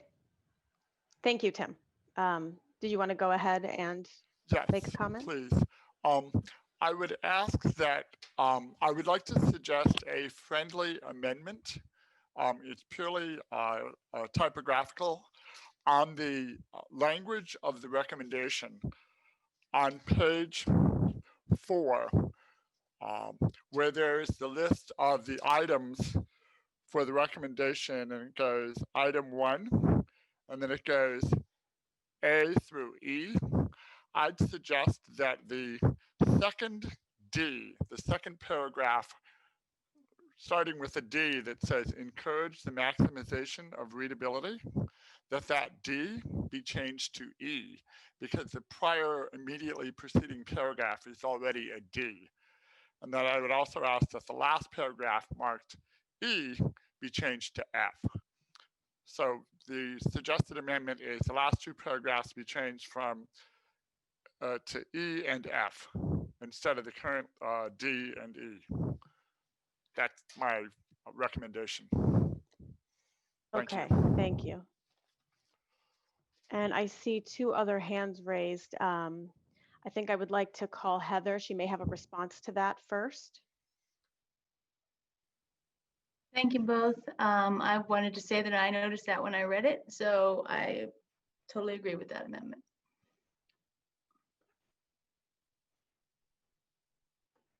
Thank you. And I see Linda Vandeloop as well.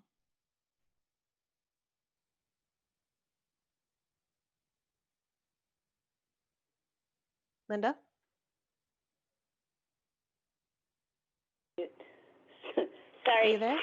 Sorry, I was on mute. I was just going to make a motion to approve the recommendation. Okay, thank you. So let me ask you,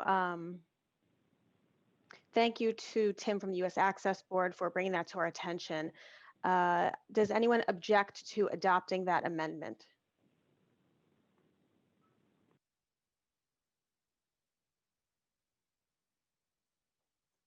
Seeing none, I'll turn it over back to Linda. You can go ahead and make your motion to adopt. Thank you.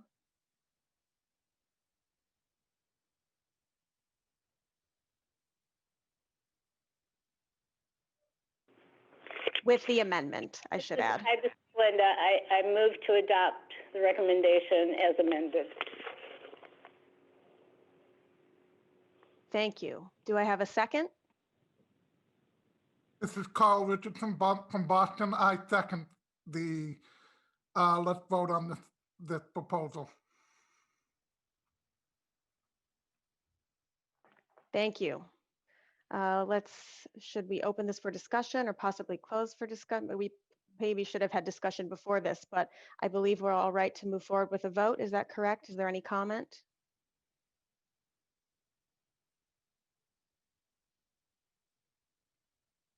Seeing none. I don't see any hands raised. I think we're ready to go ahead and start with the vote. I will start by calling each organization, and we'll do this the same as we did with the prior recommendation, either vote yes or no. Also, just wanted to point out we have 3 ex officio members as well who will not be voting on this recommendation, same as before. Let's start with ABC Incorporated, Walt Disney Company. ABC votes yes. Thank you. ACT, the App Association. ACT, the App Association votes yes. Thanks.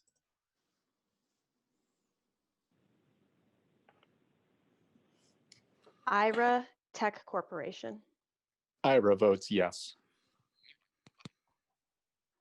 Thank you. American Association on Intellectual and Developmental Disabilities. AAIDD votes yes. Thank you.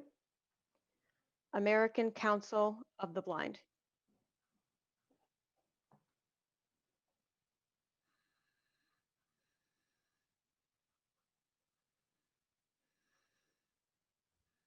American Council of the Blind, are you here?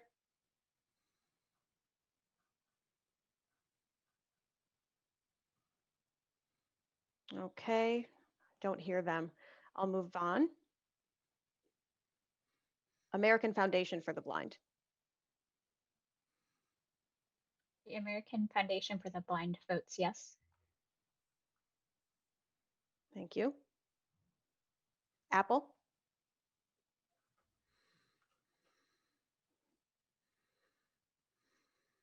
Apple Inc. Do we have anyone? Yes, sorry. Maria Kirby, Apple votes yes. Thank you. Thank you. Appreciate that.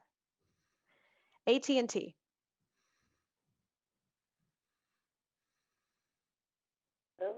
AT&T votes yes. Thank you. Audio Description Associates, LLC. Audio Description Associates votes yes.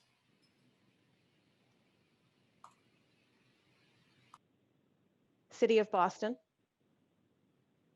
City of Boston votes yes.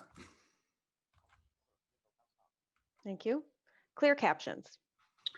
Clear Captions votes yes. Thank you. Comcast. Comcast NBC Universal votes yes. Thank you. Consumer Technology Association. CTA votes yes.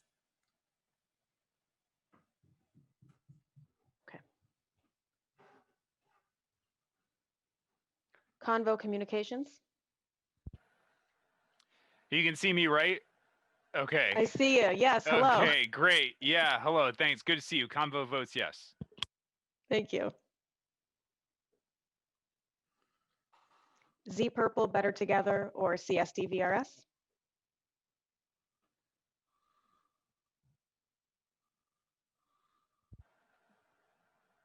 Hi, CSD VRS votes yes. Thank you. CTIA, the Wireless Association. Hi, CTIA votes yes. Thank you. Deafblind Citizens in Action.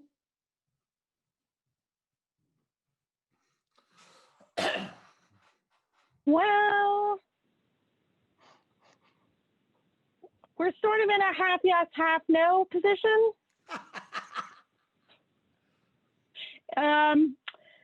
The deafblind community is feeling a bit yes, no in the situation, but we will go ahead and give it a thumbs up for the specifics that you discussed. So on that note,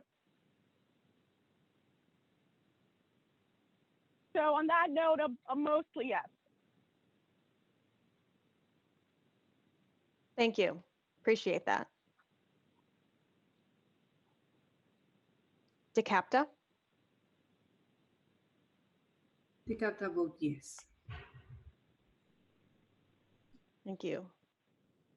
Gallaudet University Technology Access Program. Gallaudet University Technology Access Program votes yes. Thank you. Hamilton Relay. Hamilton Relay votes yes. Thank you.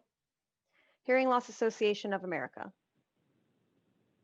Hearing Loss Association of America votes yes. Thank you. Level Access. Level Access votes yes. Thank you. National Association for State Relay Administration.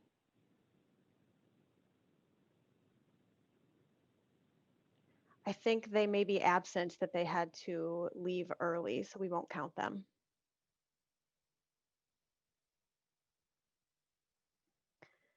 National Association of Broadcasters. NAB votes yes. Thank you. National Association of the Deaf, NAD. National Association of the Deaf, NAD, votes yes. Thank you. National Captioning Institute. National Captioning Institute votes yes. Thank you. National Federation of the Blind. National Federation of the Blind votes yes. Thank you. RIT, Rochester Institute of Technology, Center on Access Technology. Rochester Institute of Technology / NTID Center on Access Technology votes yes. Thank you. Excuse me, I'm so sorry to interrupt the vote. This is Divya. I would like to actually change my vote. I think the half and half was not fair, and I would like to change my vote to a no. Sorry, who was that again? Sorry, just need to clarify. That was Divya. This Okay. is Divya. Deborah, if you could make note of that, please. DBCA. Okay, thank you. Sorensen Communications. Sorensen Communications abstains. Thank you. Telecommunications for the Deaf and Hard of Hearing. TDI.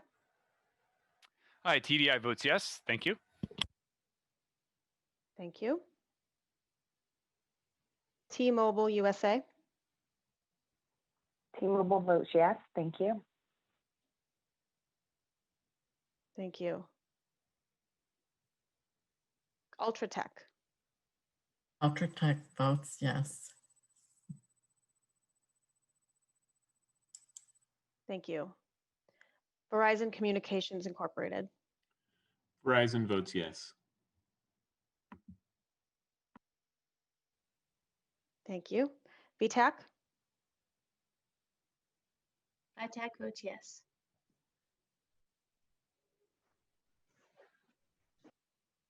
Thank you. And that is all. We have U.S. Access Board, Department of Education, and U.S. Department of Homeland Security, FEMA, but those three are abstained from voting.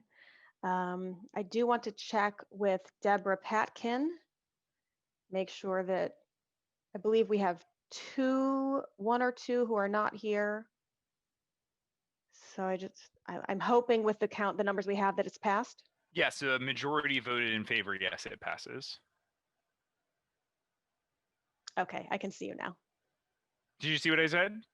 Sorry, no, I missed it really quick. Just the majority was in favor, so yes, passes. Perfect, thank you. So that is all for that recommendation. It passes, and that means that we have wrapped up all of our work for this term. So thank you so much, everyone. We can now kind of move on to finish, but I really can't thank everyone enough for your commitment, dedication, work that you've put into this. Brian Scarpelli, my partner in crime, I'm going to turn it over to you for public participation. Thank you. Thank you, Isidore, and I share the sentiment. Congratulations to you all. Another excellent report and recommendations. Hard work and your praise is well deserved. You're right. At this point, we are at the public participation part of our agenda. So I should ask our designated federal officer if there are any public questions.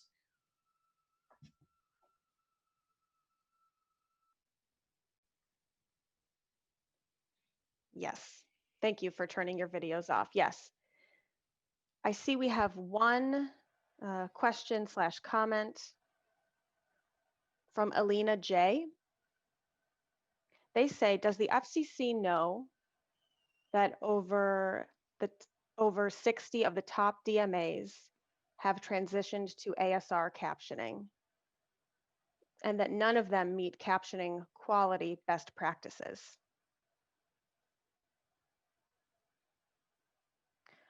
Our response is we want to say thank you for your comment. We always welcome feedback as far as captioning and things that are going on all across the country in that realm.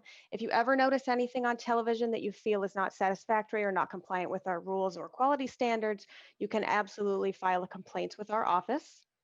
It's www.fcc.gov/accessibility. In there, you can file a complaint and that will be sent directly to our office. Thank you.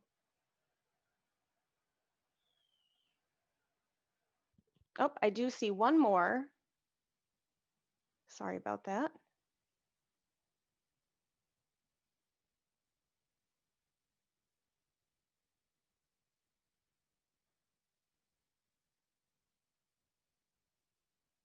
Okay, I do see one more comment. This one is from Larry Walk from NAB, National Association of Broadcasters. That the ENT toolkit is a terrific effort, that I would like to highlight the effort of Josh Pila, who is the NAB representative on the Disability Advisory Committee, as well as general counsel of a sizable television company. He's been working very hard in order to oversee the creation of this toolkit. In particular, Josh has worked with on-air talent and production staff at some of the television stations in order to work with their business schedule and produce scripts and make appropriate edits for all of their videos in the toolkit. Without the help of Josh, as well as his company, the toolkit would be far less valuable. Just wanted to put those thanks out there. And that is from Larry Walk, which I completely agree. Thank you so much, Josh, for all of the work that you've done on that effort. Really, it's a wonderful toolkit. Thanks again. And that is all that I have. I don't have any further public comment or questions. So I'm going to turn it back over to Brian. Wonderful. Thank you, Deborah. Well, that takes us to closing remarks. And I know I certainly look forward to sharing just a few closing remarks myself. I'm sure Isidore does too. But before that, I should turn it over to Will Schell.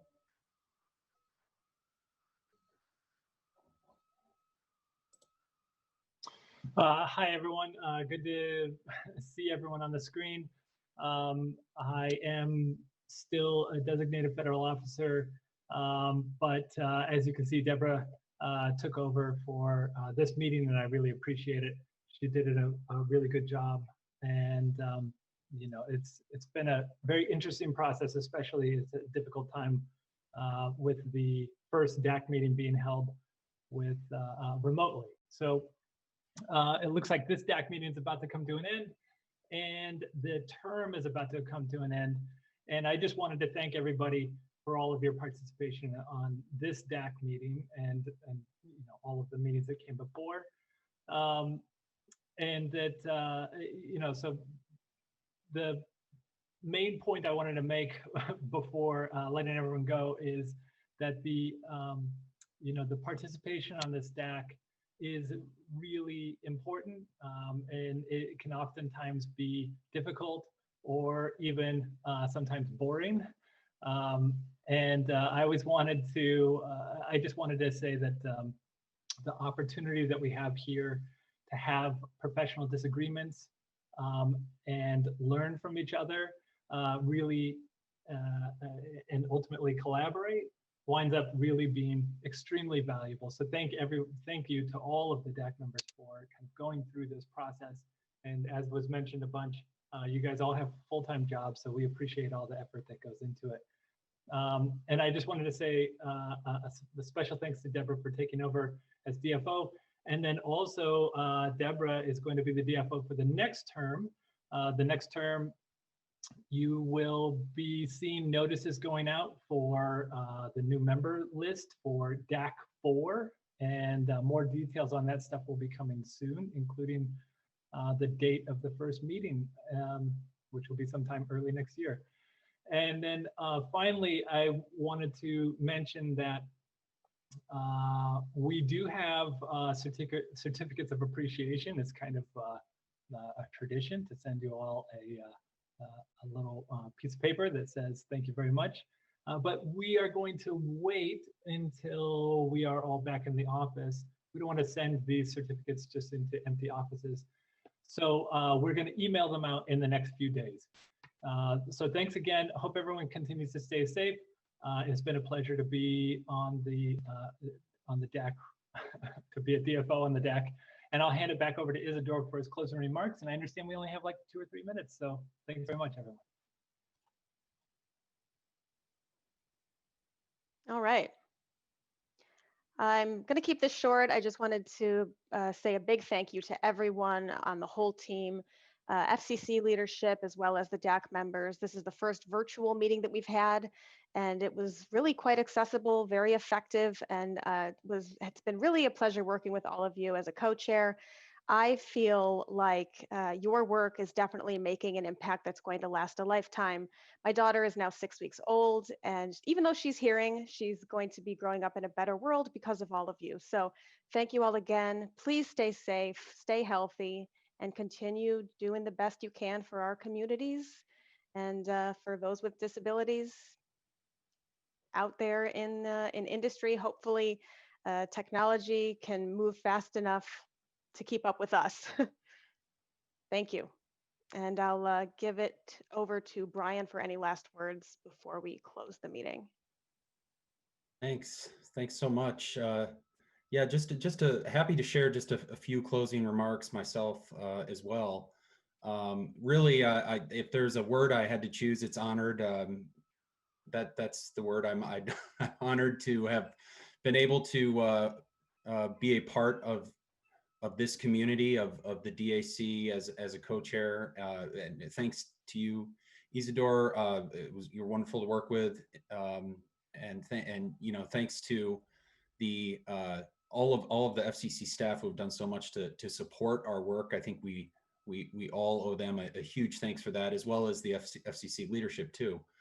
I would just say, you know, this validates to me that the power of our community and is the collaboration that we've seen here in this cycle and previous cycles of the DAC, and to me that represents, you know, the primary path forward for continued efforts to enhance accessibility. So once again, thank you all, and you all. I hope that you will congratulate yourselves and take good credit, because it's great work that the DAC has done here, and a great collaboration. Thank you. I think that brings us to the final item of the agenda, adjournment. So With that, I suppose I will adjourn the meeting. Thank you all again.